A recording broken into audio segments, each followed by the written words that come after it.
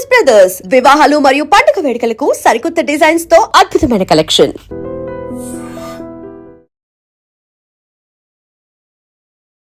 నమస్కారం, welcome to I dream. ధర్మ మార్గం విత్ విజిత కార్యక్రమానికి స్వాగతం.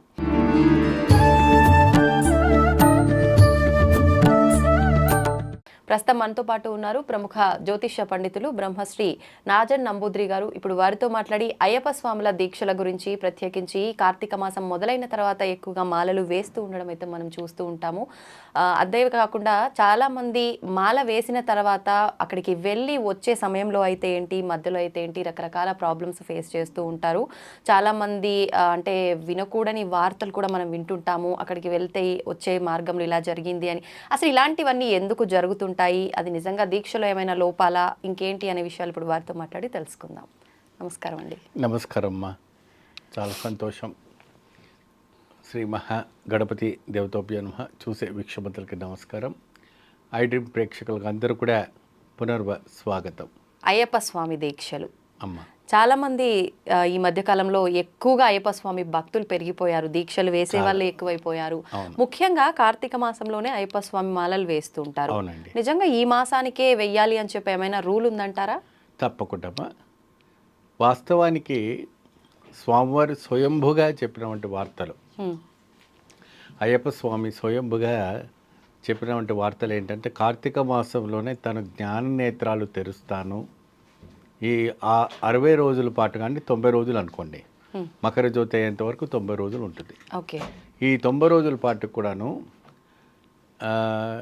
నిష్ఠ గరిష్ఠుడై, సత్యాగరిష్ఠుడై, నైష్టిక బ్రహ్మచార్యంతో ఈ యొక్క వ్రతాన్ని ఆచరించి శబరిమలకు నాకు వచ్చేవంటి భక్తులు ఎవరైతే ఉన్నారో వారిని నేను ఆయనలో ఐక్యం చేసుకుంటానని తత్వమసి అని తను బిరుది ఇచ్చారు.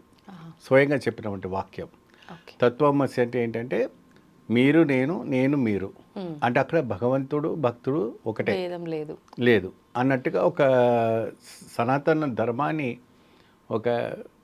అప్పుడే దాదాపు ఒక 1800 సంవత్సరాల కిందటనే అయ్యప్ప స్వామి తనకంటూ రాజ్యం అంటూ ఏది వద్దని చెప్పి ప్రజల కోసమే తను తపస్సు నడమాడినటువంటి స్థలమే శబరిమల. దాంట్లో భక్తులకి అక్కడి నుండే తను కూర్చున్న చోట ఆయన ఎక్కడ కూడా వెళ్ళి ప్రచారం చేసుకోలేదు, ఇంటింటికి వెళ్ళి ప్రచారం చేసుకోలేదు, ఎక్కడ వెళ్ళలేదు. ఇప్పుడు కోటి భక్తులు అక్కడికి వెళ్తున్నారంటే ఆయన తపస్ఫలమే, ఆయన మహాజ్ఞాని.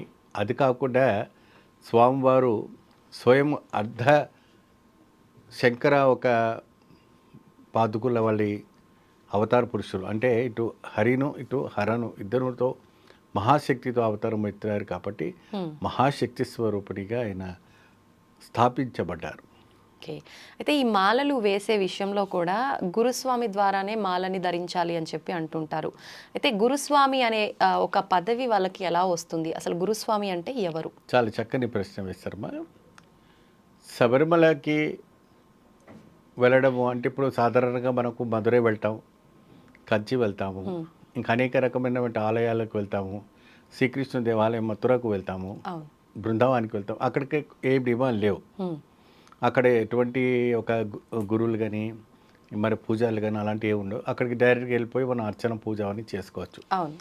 కానీ కొన్ని ఆలయాలకు మాత్రమే కొన్ని నియమాలు నిష్ఠాలు ఉన్నాయి.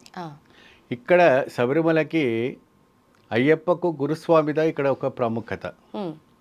మరి ఇంకోటి ఏంటంటే, సంవత్సరానికి ఒకసారి శబరిమల అయ్యప్ప స్వామి కూడా ఒక గురుస్వామి ఎలక్షన్స్ ఉంటాయి అక్కడ. అక్కడ ప్రధాన గురుస్వామి అయ్యప్ప స్వామి కూడా కార్తీక మాసానికి నుంచి కార్తీక మాసం వరకు ఒక గురుస్వామి అని నిలబెడతారు. సంవత్సరానికి అప్పట్లో ఆ రోజుల్లో మీకు నంబియారు ఫిల్మ్ యాక్టర్ ఒకటి ఉండేవారు. ఆయన కూడా ప్రధానంగా ఒకసారి గురుస్వామిగా ఉండి స్వామికి సేవ చేసినందుకు దాదాపు ఒక 2 ఎకరాల్లో ఒక విశీరమైన ఒక శ్రావణాన్ని ఏర్పరిచారు. రేకులు వేసి అంత వేసి బ్రహ్మాండం. ఇప్పుడు కూడా నంబియార్ షెడ్ అని చెప్తారు. ఇప్పుడు భక్తులు కొన్ని కోట్ల భక్తులు ఉండేది ఎందుకంటే ఆ నంబియార్ షెడ్లోనే. అయితే ఇక్కడ ప్రధానం ఏంటంటే గురుస్వాములు. ఆ గురుస్వామిని నమ్ముకొని మాల వేసుకోవాలి. ఏమండి, ఆ గురుస్వామి ద్వారా కొన్ని విపంతులు ఎదురవుతున్నాయి అనేసి మనకు కొన్ని మెయిల్స్ మెసేజ్ ద్వారా రావటం, అవును వాళ్ళు చాలా సఫర్ అవుతున్నారని, అవును అది కమర్షియల్గా మార్చేశారని, మీరు ఇన్ని లక్షలు పెట్టుకొని నా దగ్గర వస్తేనే ఈ ఒక యాత్ర చేయిస్తాము, ఇన్ని లక్షలు ఇది పెడితేనే ఇది అవుతుంది, మీరు ఇన్ని రకమైనటువంటి పూజ చేసుకుంటేనే మా దగ్గర రావాలి, లేదంటే మా దగ్గర రాకూడదు, అనేక రకమైనటువంటి విధానాల ద్వారా కావచ్చు, విభేదాల ద్వారా వాళ్ళు ఇబ్బంది పడుతున్నారు. అయితే ఈ మధ్య కాలంలోనే కొన్ని పూజల మనని సంపాదించే స్వామివారు మరి ఇలాంటి పరిస్థితి ఉంటే మేము ఏం చేయాలంటే, అయ్యప్ప స్వామికి ఇన్ని లక్షలు పెట్టుకొని శబరిమల యాత్ర చేయాలని ఇక్కడ ఎవరు చెప్పలేదు. మీరు అప్పు చేసి కూడా శబరిమలకు వెళ్ళకూడదు అని చెప్పలేదు. మీ శక్తి ఎంత ఉందో అంతలో ప్రయాణం చేయండి. కొంతమంది ఫ్లైట్లో వెళ్ళే వాళ్ళు ఉన్నారు, కొన్ని హెలికాప్టర్లో వెళ్ళే వాళ్ళు ఉన్నారు, కొంతమంది బస్సులో వెళ్ళే వాళ్ళు ఉన్నారు, కొంతమంది ఇక్కడ నుండి నడుచుకుంటూ పాదయాత్ర కూడా చేసేవాటి మహాభక్తులు కూడా ఉన్నారు. ఏమా స్వామివారి శరణఘోష చెప్తేనే చాలు, ఆయన నిమిషం పాటికి మన పక్కన వచ్చి నిలబడతారని ఒక ఇతిహాస పురాణాలు మనకు చెప్తున్నాయి. అది విశేషం.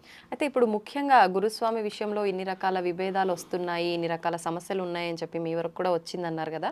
అసలు ఒక మంచి గురుస్వామిని ఎంచుకొని దీక్ష తీసుకోవాలి వారి ద్వారా అంటే, ఆ గురుస్వామిలో మనం ఎటువంటి లక్షణాలు ఉంటే నిజమైన గురుస్వామి అని గుర్తించవచ్చు అంటే? చాలా చక్కని ప్రశ్న వేశారు. ఆయన కటికమైనటువంటి నైష్టిక బ్రహ్మచారి అయి ఉండాలి, వృద్ధ వయసు అయి ఉండాలి. వృద్ధుడై ఉంటే శబరిమలకు దాదాపు ఒక 30 సంవత్సరాలు, ఒక 25 సంవత్సరాలు, ఓ 50 సంవత్సరాలు వెళ్ళొచ్చినటువంటి గురుస్వామి ఉంటే, మాలతోనే వెళ్ళొచ్చినటువంటి గురుస్వామి ఉంటే ఆ శబరిమల ఒక అవగాహన అనేది ఆయనకు తెలుస్తుంటుంది. మీరు 2 సార్లు 3 సార్లు 5 సార్లు 10 సార్లు పోయి వచ్చినటువంటి స్వామివారి దగ్గర మాల వేసుకొని వాళ్ళకు తెలిసి తెలియని ఏమంటే అవగాహన లేని ఒక విషయాలంతా కూడా వాళ్ళకు బోధ చేస్తే వాళ్ళు నెక్స్ట్ జనరేషన్లో కూడా అదే బోధన చేస్తారు. కానీ ఒక 5 సార్లు అయిపోగానే గురుస్వామి అనే పేరుతో ఇప్పుడు మాలలు వేయటం కూడా జరుగుతుంది. అది వేయకూడదు. అట్లాగా వేసుకుంటే మీరు అయ్యప్ప స్వామి ఆలయంలోనే ఆ మాలధారణ వేసుకోవాలి. వేసుకుంటేనే మీరు ఒక తల్లి దగ్గర వేసుకోండి. తల్లి మాతృమూర్తి మించిన వంటి ప్రపంచంలో ఏ శక్తి లేదు. కాబట్టి తల్లి దగ్గర మీరు మాలధారణ వేసుకోండి. ఆ మాలధారణ వేసుకోవడం వల్ల పూర్వజన్మ కర్మ దోషము పోతుంది, ప్రజెంట్ చేసుకునేటువంటి కర్మ దోషము పోతుంది. మరి ఏదైతే నిష్ఠాగరిష్ఠుడై ఆయన అనుష్ఠానం చేసుకునేటువంటి నియమాలతో పాటించేటువంటి పూజ ఏదైతే ఉందో అది చేసుకుని ఇరుముడి తీసుకొని శబరిమలకి వెళ్తే ఆయనకు మోక్షప్రదాయం కనపడుతుంది. ఆ అయ్యప్ప స్వామి యొక్క కృపా కటాక్షం అనేది రావటం అనేది మనకు జరుగుతుంటుంది. ఎప్పుడైనా స్వామి ఒక అనుగ్రహ కటాక్షము మన కోరక ముందే మనకి కొగ్గు బంగారంగా చేస్తారు. అంటే అన్ని దేవి దేవతలు అందరూ కూడా చేస్తారు, చేయరని కాదు. అమ్మవారు కూడా అనుకున్న విధానమైన ప్రసాదం ఇస్తుంది. వేదవాయికి కావచ్చు, సరస్వతి కావచ్చు, దుర్గా కావచ్చు, ఎవరైనా కూడా అడిగిన వెంటనే అన్నీ ఇస్తారు. కానీ అయ్యప్ప స్వామి అలా కాదు. నువ్వు అడగక ముందే మనసులో కోరిక పుట్టక ముందే నీకు అన్ని పుట్టిస్తారు.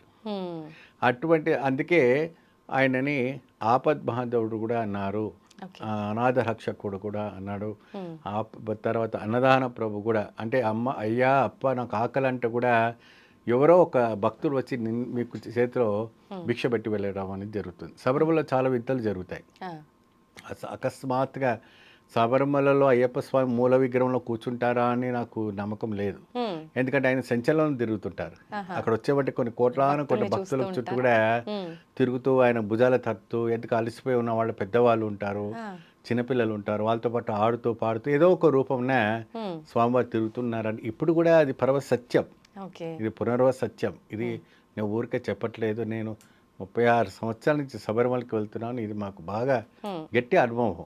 ఎవరైనా కూడా కొండ ఎక్కుతున్నారు అనుకోండి అమ్మా, చాలా అందరు వాళ్ళు ముందుకెళ్ళిపోయారు, కొందరు వెనక వెళ్ళిపోయారు, పక్కన అక్కడ ఎవరు లేరు, భయం అయిపోయి పైకి ఎక్కడానికి లేక కొద్దిగా ఇబ్బంది పడే వాళ్ళకి కూడా తోడు అప్పుడే వచ్చేసి నేను ఉన్నాను పదా అనేసి ఎవరో ఒక రూపంలో పైకి తీసుకెళ్తారు.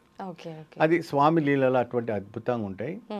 గురుస్వామిని ఎన్నికల అంటే మీరు నిర్ణయించుకోవడం వల్ల వారి ఒక గుణాలు అంటే తొలిసారి మాలధారణ వేసుకున్నటువంటి స్వాములు కావచ్చు, తర్వాత మీరు ఎన్ని సంవత్సరాలు వెళ్తున్నారో మనకు తెలీదు, కానీ అయినప్పటికీ కూడా గురుస్వామి అంటే ఆయనకి సమస్తం అవగాహనమై ఉండాలి. ఏదో వేషధారణ వేసుకోకూడదు. అంటే నేను చెప్తున్నాను, దీన్ని కాంట్రవర్సీ చేయట్లేదు. ఎవరొక మనోవేదని చించపరచట్లేదు, బాధపడట్లేదు. ఇదేంటంటే అహంకారం అని రాకూడదు. నేనే గురుస్వామిని, అవును. నా దగ్గరే 40, 60, 70 మంది దాకా శిష్యులు ఉన్నారు, నేను చెప్పినట్టుగా నడవాలంటే అది శాసనం కాదు. సేవకు ప్రాధాన్యత ఇవ్వాలి, భక్తికి సేవకి ప్రాధాన్యత ఇవ్వాలి. ఇవ్వాలి. అయితే ముఖ్యంగా మనం భగవంతుడి ఆరాధనలో, అది అమ్మవారి విషయమైనా సరే, స్వామివారి విషయమైనా సరే, దైవ కార్యాలకు సంబంధించి నలుపు వస్త్రాలని దూరంగా పెడుతుంటాం చాలా వరకు. ఏదైనా శుభకార్యాలు, ఇలాంటి పూజలు అనగానే నలుపు వస్త్రాలు ధరించకూడదు అనే ఒక చిన్న అవగాహన ప్రతి ఒక్కరిలో ఉంటుంది. కానీ ప్రత్యేకించి అయ్యప్ప స్వామి విషయంలో దీక్షలు అనగానే నలుపు వస్త్రమే ధరిస్తారు. ఎందుకని? చాలా చక్కటి ప్రశ్న. ఒకానొక సందర్భంలో శనీశ్వరుడికి అయ్యప్ప స్వామికి యుద్ధం జరిగింది. ఆ యుద్ధం జరిగినప్పుడు శనీశ్వరుడు ఒక భక్తుని ఆదుకోవడం వల్ల కొద్ది ఇబ్బందులు కలిగి వాళ్ళు యుద్ధం జరిగి క్షమార్పణం కోరినప్పుడు తన అయ్యప్ప స్వామి వారు అంటారు, ఎప్పుడైతే కూడా నలుపు వస్త్రాలు వేసుకొని ఆ నియమాలు పాటించి నాకు శబరిమలకు వచ్చేవంటి భక్తులు ఎవరైతే ఉన్నారో వాళ్ళకి ఏనాటి శని కాదు కదా, ఎప్పుడు స్వాస్థితంగా శని దోషం పట్టకూడదు அப்படின்னு ఆయన దగ్గర నుంచి వరం కోరి తీసుకుంటారు. సో ఈ కథనముకు ఆంజనేయ స్వామి వారికి కూడా కథనానికి చాలా దగ్గర సంబంధం ఉంది. ఎట్లా అప్పుడు అడగండి. ఎందుకంటే ఒకానొక సందర్భంలో మన గురు పితామహ అయిన వంటి రావణ బ్రహ్మణ ఉన్నారు కదా, వారు 9 నవగ్రహాలనంతా కూడా ఆయన మెట్లగా మార్చుకున్నారు. అయితే ఆ గ్రహాలన్నీ కూడా ఇలా చూస్తే కదా ఆయన వెనకగా మార్చుకున్నారు. సూర్యపుత్రుడైన వంటి ఆంజనేయ స్వామి, సూర్యభగవంతుడైన వంటి సుపుత్రులు కూడా ఈ నవగ్రహాలే.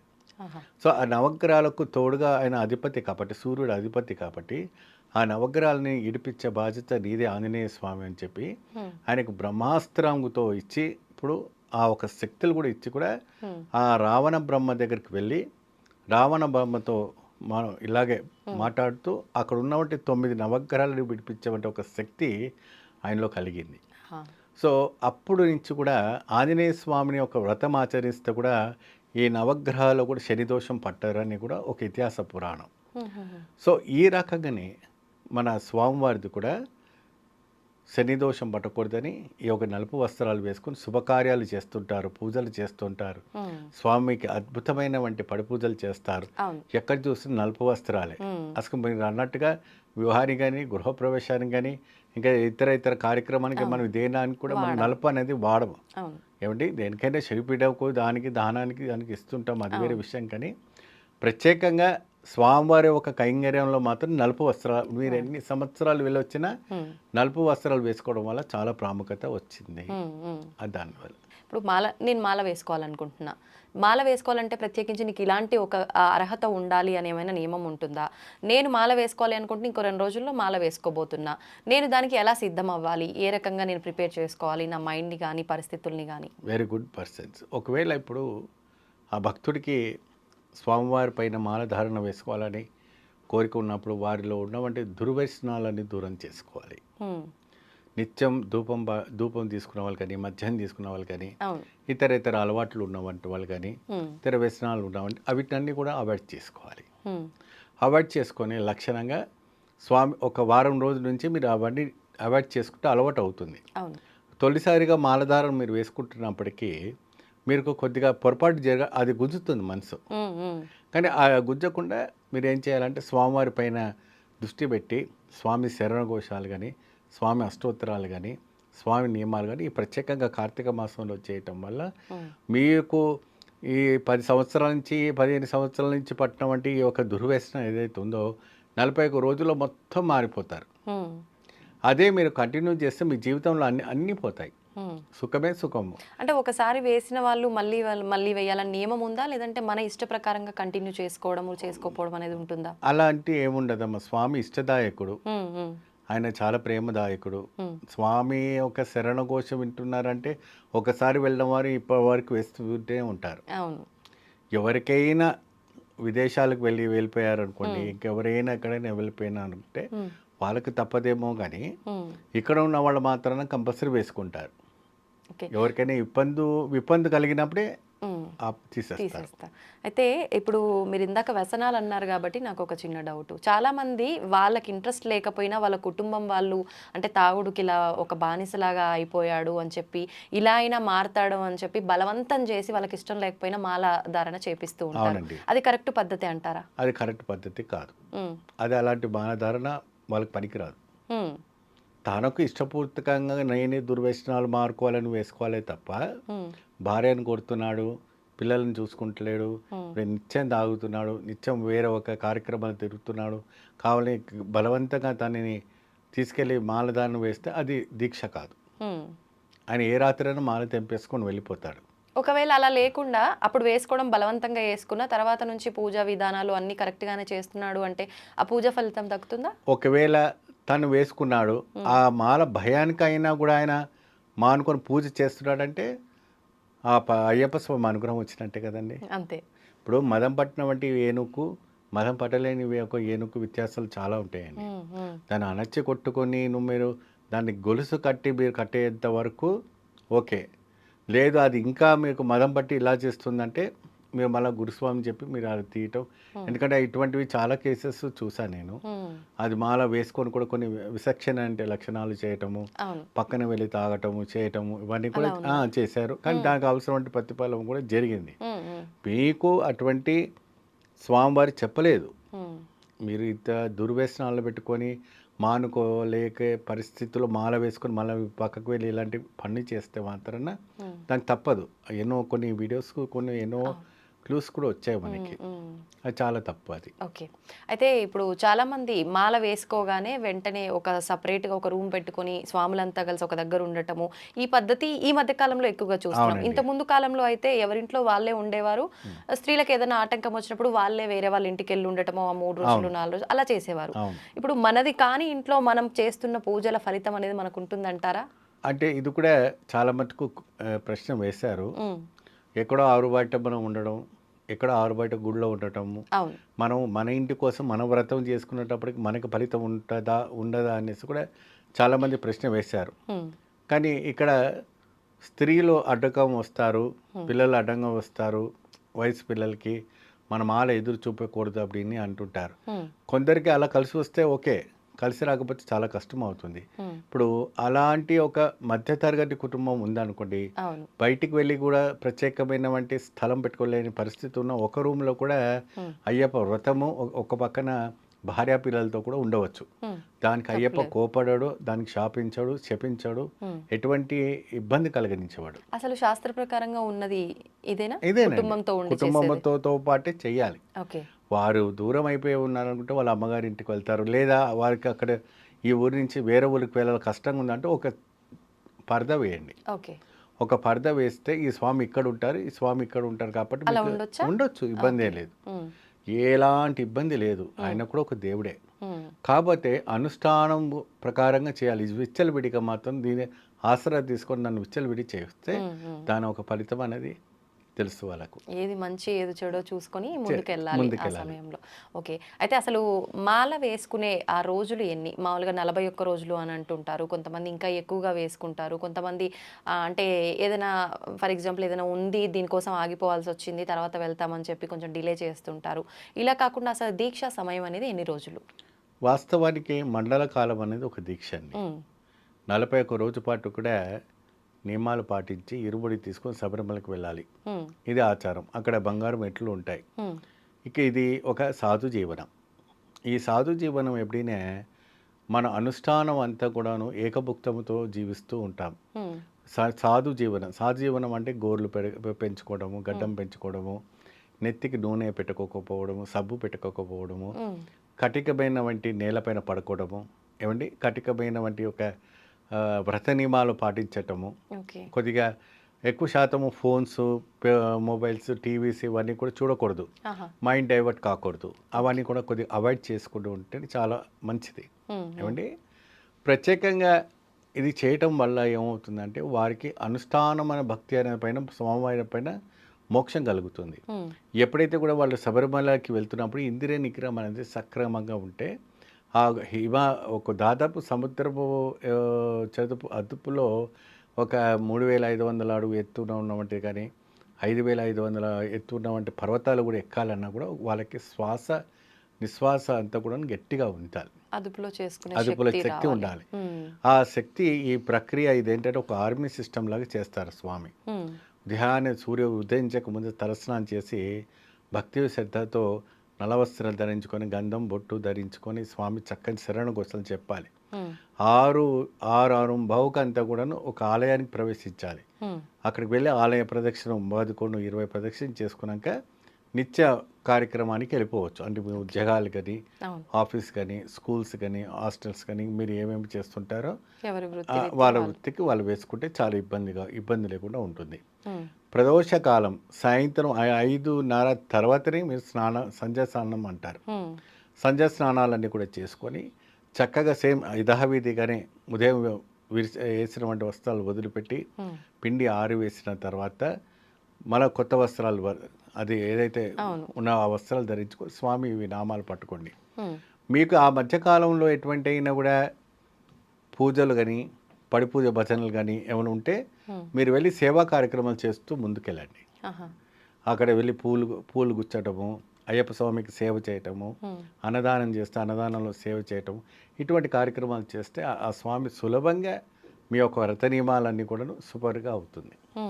అయితే మీరు అన్నారు ఇప్పుడు 41 రోజులు దీక్ష ఖచ్చితంగా అన్ని రోజులు ఉండాలి అని చెప్పి, కానీ చాలామంది ఒక్కటే రోజు అక్కడికి వెళ్ళిన తర్వాత కింద మాల ధరించుకొని తర్వాత పైకి వెళ్ళి అది అక్కడికి విరమణ చేస్తూ ఉంటారు. ఒకరోజు దీక్ష, ఇది నిజంగా ఉందా అలా దీక్ష అనేది? అంటే అది దీక్ష అని మనం చెప్పలేము, ఎందుకంటే అది దీక్ష కాదు. పంబలోనే మాల వేసుకుంటారు, పంబలోనే ఇరుముడి కట్టుకుంటారు, వాళ్ళని సెలబ్రిటీ అంటారు, విఐపీలు అంటారు, వాళ్ళకి సమయం ఉండదు అంటారు. కానీ అయ్యప్ప ఎప్పుడు కూడా నాకు ఒకటే రోజు మాల వేసుకొని దీక్ష వేసుకొని రామని ఎప్పుడు ఆయన చెప్పలేదు. కానీ అక్కడ పంబలో జరుగుతుంది.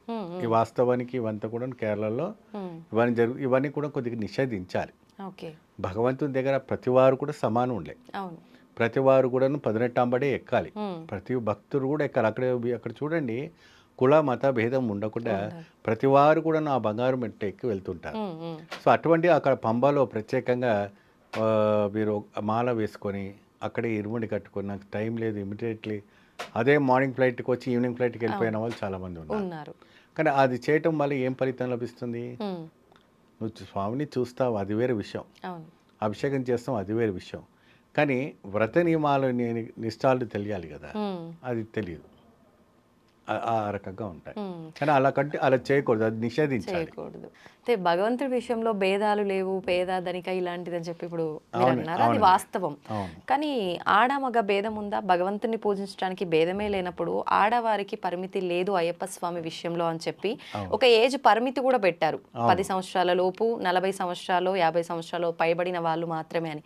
ఈ నియమం ఎందుకు వచ్చింది? ఇది ఎందుకంటే స్వామివారు మలనే ఒక స్త్రీల పేరు మీదనే ఉంది, శబరిమల. ఒక గిరిజన దేవత సతయుగము, త్రేతాయుగము, ద్వాపర యుగము, కలియుగం 4 యుగం పాటు కూడా తపస్సు ఆచరించింది శబరి. ఆ శబరి ఒక గిరిజన దేవత, కేరళలోనే అనుష్ఠానమైనటువంటి తపస్సు ఫలించింది ఆవిడ పేరు, మహిళల పేరు మీదనే ఆయన శబరిమల నిర్మించుకున్నారు. అయ్యప్ప మల అని ఇప్పటివరకు ఎవరు చెప్పిందిలే, శబరిమల అని అంటారు, స్త్రీ పేరే.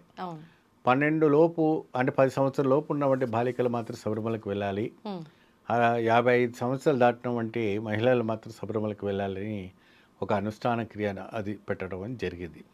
ఎందుకంటే ఈ మధ్యకాలంలో ఋతుసావన అంటే ఆ మలలు ఏదైతే ఉందో అది అపవిత్ర కాకూడదు, అది పవిత్రమైనటువంటి ఒక ఋషులు తపస్సు ఆచరించినటువంటి పరశురాముడు నడమాడినటువంటి స్థలం, ఏమండి శ్రీరామచంద్రుడు నడమాడినటువంటి స్థలం. శబరిమాత కొన్ని యుగాల పాటుగా తపస్సు ఆచరించడం అంటే మళ్ళీ ఇప్పుడు కొన్ని కోట్ల జనాలు వెళ్తున్నారంటే ఆ శబరిమాత చేసినటువంటి పుణ్యం అనుకోవాలి. అక్కడ శ్రీరామ పాదం ఉంది, ఆ సీతమ్మ వారిని ఎత్తుకుపోయేటప్పుడు అదే దారిలో వెళ్తున్నప్పుడు ఆ శబరిమాత కలిసి ఎంగిలి పొలాలు ఇచ్చింది చూడండి, అదే ప్రాంతం శబరిపీఠం అంటారు. మరి అదే అక్కడే దశరథ మహారాజు చనిపోయారనేసి ఆ వార్త అందిన తర్వాత శ్రీరామచంద్రుడు పంబావాసు దగ్గరనే పిండ ప్రదానం చేసినటువంటి క్షేత్రం అక్కడే ఉంది పంబాలో. కనుక అయ్యప్ప స్వామి మాల ధారణ వేసుకున్న వాళ్ళు, వాళ్ళ ఒక అమ్మ నాన్న పోయిన వాళ్ళు కానీ, అన్న తమ్ముళ్ళు పోయిన వాళ్ళు కానీ ఎవరైనా ఉమ్. బంధుమిత్రులు పోయిన వాళ్ళంటి వాళ్ళకు కూడా పిండ ప్రదానం చేస్తుంటారు. ఆహా. మాలలో పిండ ప్రదానం చేయవచ్చు అంటే పంబాలోనే చేయవచ్చు, అది ఇటు ఇబ్బంది ఏం లేదు. ఓకే. అయితే ఇప్పుడు అంటే మహిళగా భావించి ఆడవారికి అది నిషిద్ధం అన్నారు కదా, కానీ కొంతమంది ఈ మధ్య కాలంలో చెప్తున్నారు ఆడవారికి ఆ 4 రోజులు కొంచెం రెస్ట్ కావాలి కాబట్టి దూరం పెట్టడం తప్ప అది తప్పుగా లేదు శాస్త్రాల్లో ఎక్కడ అంటారు కదా. అమ్మాయిలు ఋతుస్రావణం అవుతారు, ఉమ్. ఒక ఆలయం ఉంది, ఆ ఋతుస్రావణం అయినప్పుడే ఆ అమ్మవారి ఆలయానికి వెళ్తారు. కామాఖ్య. కామాఖ్య టెంపుల్ ఒకటిను, చెంగనూరు భగవతి టెంపుల్ ఒకటి. ఆహా. మీరు చెంగనూరు భగవతి టెంపుల్ కేరళలో ఉంటుంది. ఆ. ఆ ఆలయంలో నార్మల్గా స్త్రీలు వెళ్ళకూడదు, ఉమ్. ఋతుస్రావణం అయినప్పుడు మాత్రమే ఆ ఆలయానికి వెళ్ళాలి. అక్కడ ఏ అమ్మవారు? చెంగనూరు భగవతి క్షేత్రం అని ఆహా. చెంగనూరులో ఉంటుంది, చాలా పవర్ఫుల్. ఓకే. ముందు శివుడు వెనకలేది. ఆ అమ్మవారు కూడా సేమ్ కామాఖ్య అమ్మవారి లాగానే మెన్సెన్స్ అవుతుంది. ఉమ్, ఉమ్, ఉమ్. ఆవిడ కూడా సేమ్ ఇలాగే ఋతుస్రావణం అవుతున్నప్పుడు చాలా విశేషంగా ఉమ్. ఆ టైంలో ఎక్కడైనా కూడా ఏ భక్తురాలైనా కూడా అక్కడ పురుషులు ప్రవేశించడానికి ఆస్కారం లేదు. ఉమ్. పుట్టి మహిళలు మాత్రమే వెళ్ళేవంటి క్షేత్రం సెకండ్ శబరిమల ఏంటి అంటే ఉమ్. చెంగనూరు భగవతి క్షేత్రం. అక్కడ ఋతుస్రావణమైన వంటి మహిళలు మాత్రం వెళ్ళి అమ్మవారికి సేవలు చేస్తారు. ఇది చాలా విశేషం. మీరు గూగుల్లో ఇది ఎక్కడ? తమిళనాడు ప్రాంతంలోనే? కేరళలో ఉంది. కేరళనే. ఓకే. కొట్టాయం జిల్లా తర్వాత నెక్స్ట్ చెంగనూరు జిల్లా. ఉమ్. మీరు గూగుల్లో కొడితే కూడా అమ్మవారి క్షేత్రం కనపడుతుంది. చాలా భయంకరంగా, చాలా ప్రశాంతంగా, దాదాపు ఒక 30 ఎకరాల్లో ఉంటుంది టెంపుల్. ఆహా. ఆ రోజు రాజులు కట్టినటువంటి టెంపుల్ అది. చాలా 3 రోజుల పాటు కూడా పురుషులకి ఆ ఆలయంలో ప్రవేశం లేదు. ఓకే. ఓకే. అంటే మహిళల్లో వెళ్ళి ఈ యొక్క కార్యక్రమం చేస్తాం. అదే విధంగా కామాఖ్య టెంపుల్లో కూడా ఉమ్. ఈ ఋతుస్రావణమైన వంటి మహిళలు మాత్రమే వెళ్ళి అమ్మవారికి సేవలు చేస్తారని, అటువంటి ఎన్నో ఒక ఒరిస్సాలో ఉన్నటువంటి గిరిజాదేవి శక్తిపీఠం అక్కడ కూడా ఇలాగే ఉంటుంది. ఆహా. సో దేన్ని కూడా మనము వేరు చేయలేము, ఓకే. సృష్టికి అన్నీ కూడా దగ్గరగా ఉన్నాయి. కాకపోతే ఏంటంటే మనం చూసే విధానము వేరుగా ఉంటుంది. ఉమ్. అయితే ఇప్పుడు ఒకప్పటి కాలంలో మాల అంటే మగవారు మాత్రమే, ఇప్పుడు పెద్దవాళ్ళు ఆడవాళ్ళు ధరిస్తున్నారు. మరి చిన్న చిన్న 2-3 ఒక 3-4 సంవత్సరాలు పైబడిన పిల్లలతో కూడా ఇంట్లో వాళ్ళ పేరెంట్స్ అదే తండ్రి వేసుకున్నాడు అంటే పిల్లలతో కూడా వేపిస్తున్నారు. అవునండి. నిజంగా అది కరెక్టేనా? మాల అనగానే చాలా నియమాలు, అవన్నీ వాళ్ళు ఆచరించాలా? పిల్లలు అవసరమా? అసలు వాళ్ళకి మాల అవసరమా? మాలలే అవసరం లేదండి. ఉమ్. వెళ్ళేటప్పుడు మాల వేసుకుని తీసుకెళ్తే చాలు. ఉమ్. వాళ్ళే దైవ స్వరూపులు. మాల ధారణ దేనికంటే 20 పైన సంవత్సరం 18 సంవత్సరాల పైన పడిన వాళ్ళకి ఏంటంటే క్రమశిక్షణ కోసం మాల ధారణ వేయటం. ఉమ్. ప్లస్ ఇక్కడ నియమాలు భక్తి మార్గంలో పెట్టడానికి కోసం మాల ధారణ. ఆ. సంవత్సరానికి ఒక సంవత్సరం పిల్లలకి వాళ్ళకు శబరిమలకి వెళ్ళినట్టు ఉండదు, వాళ్ళకి ఆ గుర్తు ఉండదు. కాకపోతే అంటే బ్లెస్సింగ్కి తీసుకెళ్తారు. ఓకే.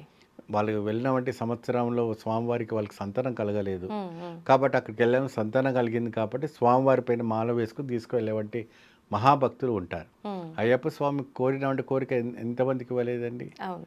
అన్ని కొంగు బంగారుగా మార్చేశారు ఆయన. ఉమ్. ప్రతిదీను అష్టైశ్వర్యాలతో మార్చేశారు ఆయన. ఉమ్. కాబట్టి ఆ ఒక యోగదాయకము రావడము కోసముదా ఈ యొక్క కార్యక్రమం చేయటమే తప్ప ఉమ్. భక్తిపూర్వకంగానే. కానీ నా ఉద్దేశంలో ఏంటంటే పిల్లల్ని మాలధారం లేకున్నా వాళ్ళు ఆ రోజే మాల వేసి తీసుకువెళ్తే 18 ఎక్కడానికి వాళ్ళు హరులు ఇస్తారు. ఓకే. దానికోసమే మాల వేయటమే తప్ప వేరేది ఏం లేదు. అయితే ప్రత్యేకించి అయ్యప్ప స్వామి మెట్ల పైన కూర్చొని ఉంటారు. ఏంటి ఈ మెట్లకు అంత విశిష్టత? అమ్మ 18 ఒక విశిష్ట చాలా ప్రాముఖ్యత ఉందమ్మా. ఒకానొక సందర్భం దీని పెద్ద కథనే అనుకోవచ్చు. దీనికంతా అధిపతి కరుపస్వామి, అయ్యప్ప స్వామి కాదు. ఎవరమ్మా? కరుపస్వామి. ఎవరతను? పెరికర్త సిరికర్త అని ఒక శబరిమలకు కావలి దేవతలు వీళ్ళంతా. అంటే కాపలగా ఉన్నటువంటి దేవత. ఓకే. పెరికర్త సిరికర్త కర్తాంబాల్ ఈ ముగ్గురు కూడాను ఏంటంటే స్వామివారికి ఆహారం తీసుకొస్తూ ఆ క్షేత్రపాలానికి అధిపతి.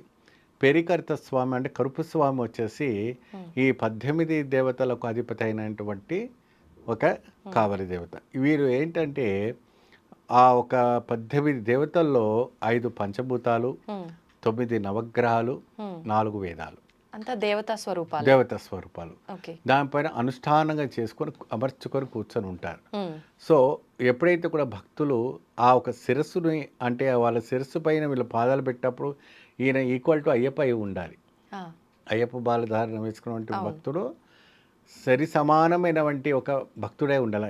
ఇందాక చెప్పాను మీకు అవును అవును అయ్యప్ప స్వామి తత్వమసిలో ఒక భేదం ఉండదు, ఆయన కూడా స్వామిగా. స్వామిగా అందుకే ఆయన అంత భావనతో అంత నిష్ఠాగరిష్ఠుడై అంత అంటే అబద్ధాలు మాట్లాడకూడదు. చీటి మాటి ఫోన్ దగ్గర ఉంది కదా ఇక్కడ ఉన్నా అక్కడ ఉన్నా అనేసి ప్రతిదిన మాట్లాడకూడదు. జీవితంలో మార్చడానికే, అంటే జీవితంలో తప్పులు మారడానికి కోసం ఈ వ్రతాలు. జీవితంలో మనం తప్పులు చేస్తున్నాం చేయకూడదు అని చెప్పి ఈ వ్రతాలు చేసి స్వామి సన్నిధికి చేరుతాం. మనం అదే తప్పు చేసి మళ్ళీ అక్కడికి వెళ్తే ఫలితం ఏముంటుంది? ఉండదు. కాబట్టి ఇంత పవిత్రమైన వంటి 18వ బడిలో పరశురాముడే స్వయంగా ప్రతిష్ఠించిన వంటి క్షేత్రం కాబట్టి ఆ ఒక చాలా ప్రాముఖ్యత, అంటే శాలిగ్రామంతో తయారు చేసిన వంటి పత్రాలు అవి. ఆ రాళ్ళు కూడా అమర్చిన వంటి ఎంత కూడా అంటే సాధారణ వంటి రాళ్ళు కాదు. అందుకే ఏ ఒక్క దివ్యక్షేత్రంలో ఈ మెట్లకు లేని ప్రాముఖ్యత శబరిమలకు ఉంటుంది. మరి తర్వాత మీకు పళనిలో పడి పూజ ఉంటుంది. అక్కడ కూడా పళనికి దాదాపు అక్కడ ఒక 200-300 మెట్లు ఉంటాయి. అక్కడ కూడా మెట్ల పూజ చేస్తారు. ఇక్కడ కూడా మెట్ల పూజ చేస్తారు. అయితే ముఖ్యంగా మాలలో ఉన్న వాళ్ళు ఆహార నియమాలు ఏ రకంగా ఉండాలి? ఒకటే పూట తినాలని చెప్పి అంటూ ఉంటారు కదా, నిజంగా ఒక పూటనే తినాలా? ఏ విధంగా ఉంటుంటాయి? ఇది వ్రత నియమాల్లో శీతాకాలం. ఇది శీతాకాలంలో సులభంగా అరిగే వంటి పదార్థాలు తీసుకోవాలనేసి పూర్వం ఇంచవచ్చవంటి ఒక ఆచారం. కాబట్టి కార్తీక మాసంలో కానీ అనుకోకుండా ఈ యొక్క శీతాకాలంలో, అంటే ఈ చలికాల ప్రాంతంలో ఏంటంటే సులభంగా ఎంత భారీ యొక్కమైనటువంటి వస్తువు మనం తింటే అది శరీరానికి అరగడానికి ఇబ్బంది అవుతుంది. మీకు సమ్మర్లో కానీ రైనీ సీజన్లో అంత వేగంగా అరిగేటట్టుగా చలికాలంలో మీకు డైజెషన్ ప్రాబ్లం అవుతుంది. కాబట్టి పెద్దవాళ్ళు వెనకట్లో కార్తీక మాస ఉపాసన, కార్తీక మాస వనభోజన, కార్తీక మాస వనయాత్ర அப்படின்னு పూర్వం నుంచి వచ్చామంటే ఒక సిద్ధాంతం. సో ఈ వ్రత నియమాలు ఏంటంటే ఏకభుక్తం. ఏకభుక్తం அப்படின்னு మీరు ఉదయాన్నే కాస్త కాఫీ పాలు తాగేసి మీ వరకు మీరు వెళ్ళిపోతారు. ఏమో ఆ ఒక స్వామివారి దీక్షలో ఇది ప్రత్యేకంగా. మధ్యాహ్నానికి కావాల్సిన వంటి శాకాహార భోజనం. బంగాళదుంపలు ఉండవు ఇక్కడ ఈ పూజలో. అయ్యప్ప స్వామి పూజలు ఏంటంటే బంగాళదుంపలు కానీ, గడ్డలు కానీ, అంటే చామగడ్డలు కానీ, దుంపకూరలు, భూమికి పండించిన భూమి లోపల పండించిన వంటి, భూమి పైన పండించిన వంటి తినవచ్చు. భూగర్భం లోపల పండించిన వంటి వస్తువులు ఏది కూడా ఎందుకని తినకూడదు, అది నిషేధం. స్వామి అంటే అది డైజెషన్ కాదనో లేకపోతే ఇంకా ఇతర ఏదైనా కారణాల వల్ల ఇంద్రియానికి ఇబ్బంది అవుతుందని చెప్పేసి వేడికి సంబంధించినవంటి కాబట్టి, ఫ్యాట్కి సంబంధించింది కాబట్టి దాన్ని నిషేధించారు ఈ వ్రతానికి. అందుకే మీరు చూడండి ఎప్పుడు కూడాను ఇవి పదార్థాలు ఏది కూడా అయ్యప్ప స్వామి పూజలు మీకు కనపడవు. అల్లం వెల్లుల్లి కూడా ఉపయోగించారు కదా. అల్లం తినొచ్చు, ఉల్లిపాయలు తినకూడదు. ఏమండి గరం మసాలా లాంటివి జీలకర్ర ఉంటాయి కదండి, రాజమాది స్పైసెస్ కూడా ఐటమ్స్ ఎటువంటి కూడా, లవంగాలు కానీ, పట్టాలు కానీ, మరి ఇతర సాజీరాలు కానీ, ఇంక ఇతర సుగంధ ద్రవ్యాలు, మన జాజాకు ఇవన్నీ కూడా వేస్తారు. అవన్నీ కూడా ఈ పదార్థాలకు వేయకూడదు. ఇవన్నీ వేయటం వల్ల ఏమవుతుందంటే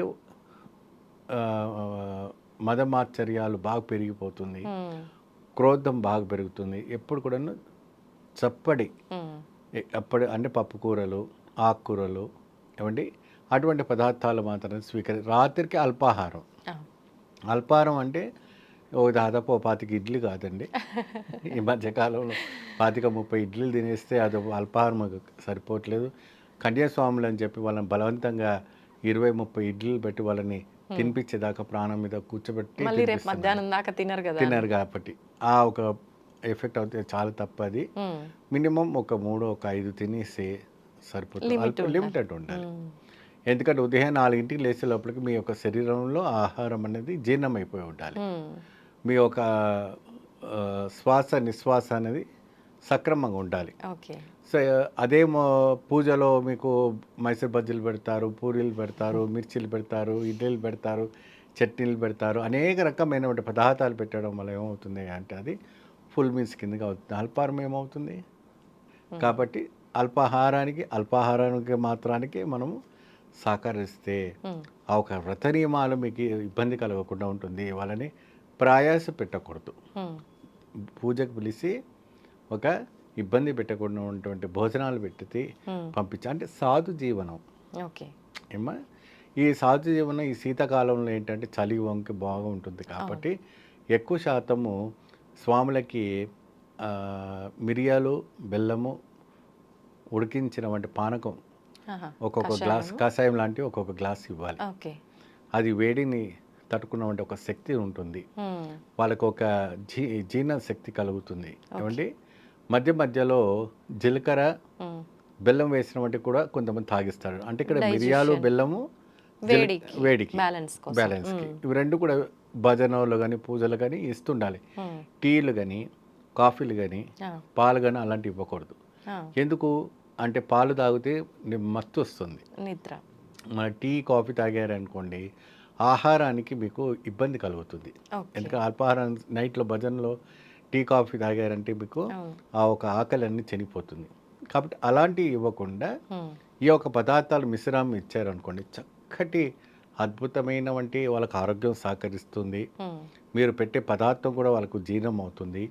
ఉదయాన్నే వెళ్ళిన తర్వాత కూడా పలానా విజిత మేడం వాళ్ళ ఇంట్లో మాకు పడిపూజ చేశారు, వాళ్ళ ఇంట్లో మాకు ఈ రకమైన పదార్థాలు పెట్టారు, ఇంత అద్భుతంగా ఉంది అనేసి చెప్పుకోవడానికి ఒక ఇదిగా ఉంటుంది.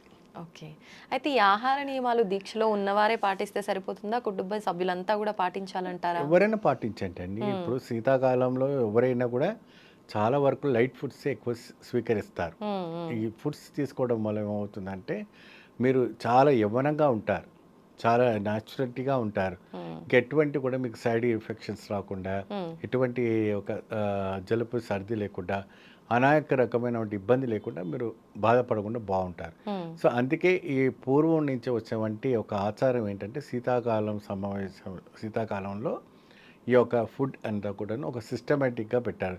దానికంటే ఒక నియమాలు, ఈ వ్రతాలు, ఈ పూజలు, ఈ కథలు అన్నీ పెట్టుకోవడం. ప్రత్యేకంగా కార్తీక మాసాల్లో ఎక్కువ శాతము సత్యనారాయణ స్వామి వ్రతాలు కూడా పెడుతుంటారు. ఏనా మరి రేపు కార్తీక పౌర్ణమి వస్తుంది, బ్రహ్మాండమైన వంటి సత్యనారాయణ స్వామి వ్రతాలు పెడుతుంటారు. అప్పుడు కూడా శాకాహార భోజనాలు, అందులో కూడా దుంపలు అలాంటివి కూడా ఏం వాడరు. వెల్లుల్లు, ఎల్లిపాయలు అటువంటి వాడకుండా ఈ యొక్క వ్రతాలు కూడా చేస్తుంటారు. అయితే ముఖ్యంగా మనం ఏ దేవుడికైనా కూడా కొబ్బరికాయ అలా డైరెక్ట్గానే నివేదన చేస్తూ ఉంటాము. కానీ అయ్యప్ప స్వామి విషయానికి వచ్చేసరికి కొబ్బరికాయలో లోపల అంతా తీసేసి దాంట్లో నెయ్యి నింపి మళ్ళీ దాన్ని క్లోజ్ చేసి ఈ రకంగా ఇడుముళ్ళు కట్టుకొని తీసుకెళ్తూ ఉంటారు. ఇదేంటి, దీని విశేషం ఏంటి? ఇక్కడ మనకి జంటముళ్ళు అని పేరు, దాన్ని ఈరుముడి అని తమిళ్లో, మలయాళం అంటారు. ఇరు అంటే ఏంటంటే రెండు, ఈరుముడి. ఈరుముడి అంటే వెనక భాగంలో వచ్చేసి మనము అడవి ప్రాంతంలో ఆహారం కావాల్సినటువంటి పదార్థాలను కూడా వెనక భాగాల్లో పెడతాం. ముందు భాగాన మన ఒక స్వామివారికి ఒక ముత్తర తెంగ అంటారు. ముత్తర తెంగ ఏంటి అంటే గుండ్రంగా 3 కళ్ళు ఉన్నామంటే కొబ్బరికాయ. ఆ కొబ్బరికాయ ఏంటంటే శుభ్రంగా దాన్ని ఒక పీచంతా తీసి శుభ్రంగా నీట్గా పెట్టేసి బ్రహ్మనేత్రముతో, అంటే బ్రహ్మ ఒక ఇది మూడో నేత్రం తీసిస్తే అంటే మనలో ఉన్నవంటి కర్మని బయటికి తీసేస్తాం. కొబ్బరి నీళ్ళు అనేది కర్మ, ఆ కర్మ అనేది నీళ్ళు తీస్తాం. ఆ కొబ్బరికాయ అనేది మన శరీరం. ఆత్మ అనేది ఒక నెయ్యిని అందులో పోస్తాం. పోసి స్వామికి అర్పణ చేస్తాం. నా వ్రతము సంపూర్ణమైపోయింది స్వామి అని చెప్పి అప్పుడు ఆ కొబ్బరికాయలో అంటే ఆ నెయ్యి పోసి ఆ ఒక పైన అంతా కూడా సీల్ చేసి స్వామికి శబరిమలకి తీసుకెళ్తాం. అక్కడ తీసుకువెళ్ళిన తర్వాత అక్కడ పెద్ద మహా అగ్నికుండం ఉంటుంది. నిత్యము ఈ యొక్క 60 రోజుల పాటు కూడా అగ్నికుండం జ్వాలగా వెలుగుతూ ఉంటుంది. అంత చలిలో, అంత మంచులో కూడా ఆ అభిషేకం చేసిన వంటి ఒక ముత్తర తెంగ తీసుకెళ్ళిన కొట్టి నెయ్యంతా ఒక పాత్రలో పోసి ఆ శరీరం ఉంది చూడండి, అది అగ్నిగుండంలో వేసేస్తారు.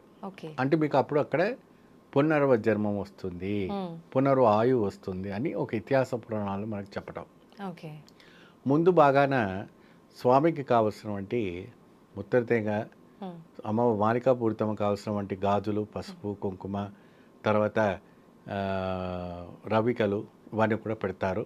తర్వాత భగవంతుడికి కావలసినటువంటి కాజు పప్పు, ముదిరిపప్పు, కలకండు, మిశ్రి, కిస్మిస్ ఏమా ఇటువంటి డ్రై ఫ్రూట్స్ అన్నీ కూడాను స్వామివారికి నివేదనకు కావాల్సినటువంటి ప్రసాదాలను కూడా పెడుతుంటారు. దాంట్లో వీలైనంత వరకు కదిరి ఫలం కూడా పెడతారు. ఆ కదిరి ఫలం బాగా గట్టిగా ఉన్నవంటి పెడితే 2 రోజుల వరకు ఉన్న మెత్తగా అవుతుంది, పాడవకుండా ఉంటుంది. అప్పుడు స్వామివారి సన్నిధానానికి వెళ్ళినప్పుడు వీళ్ళు ఆ కదిరి ఫలాన్ని స్వామివారికి ఆ ప్రసాదం అంతా స్వామివారికి పెట్టి కొన్ని నివేదన స్వామివారికి పెట్టి తిరిగి మనకి ఇస్తారు.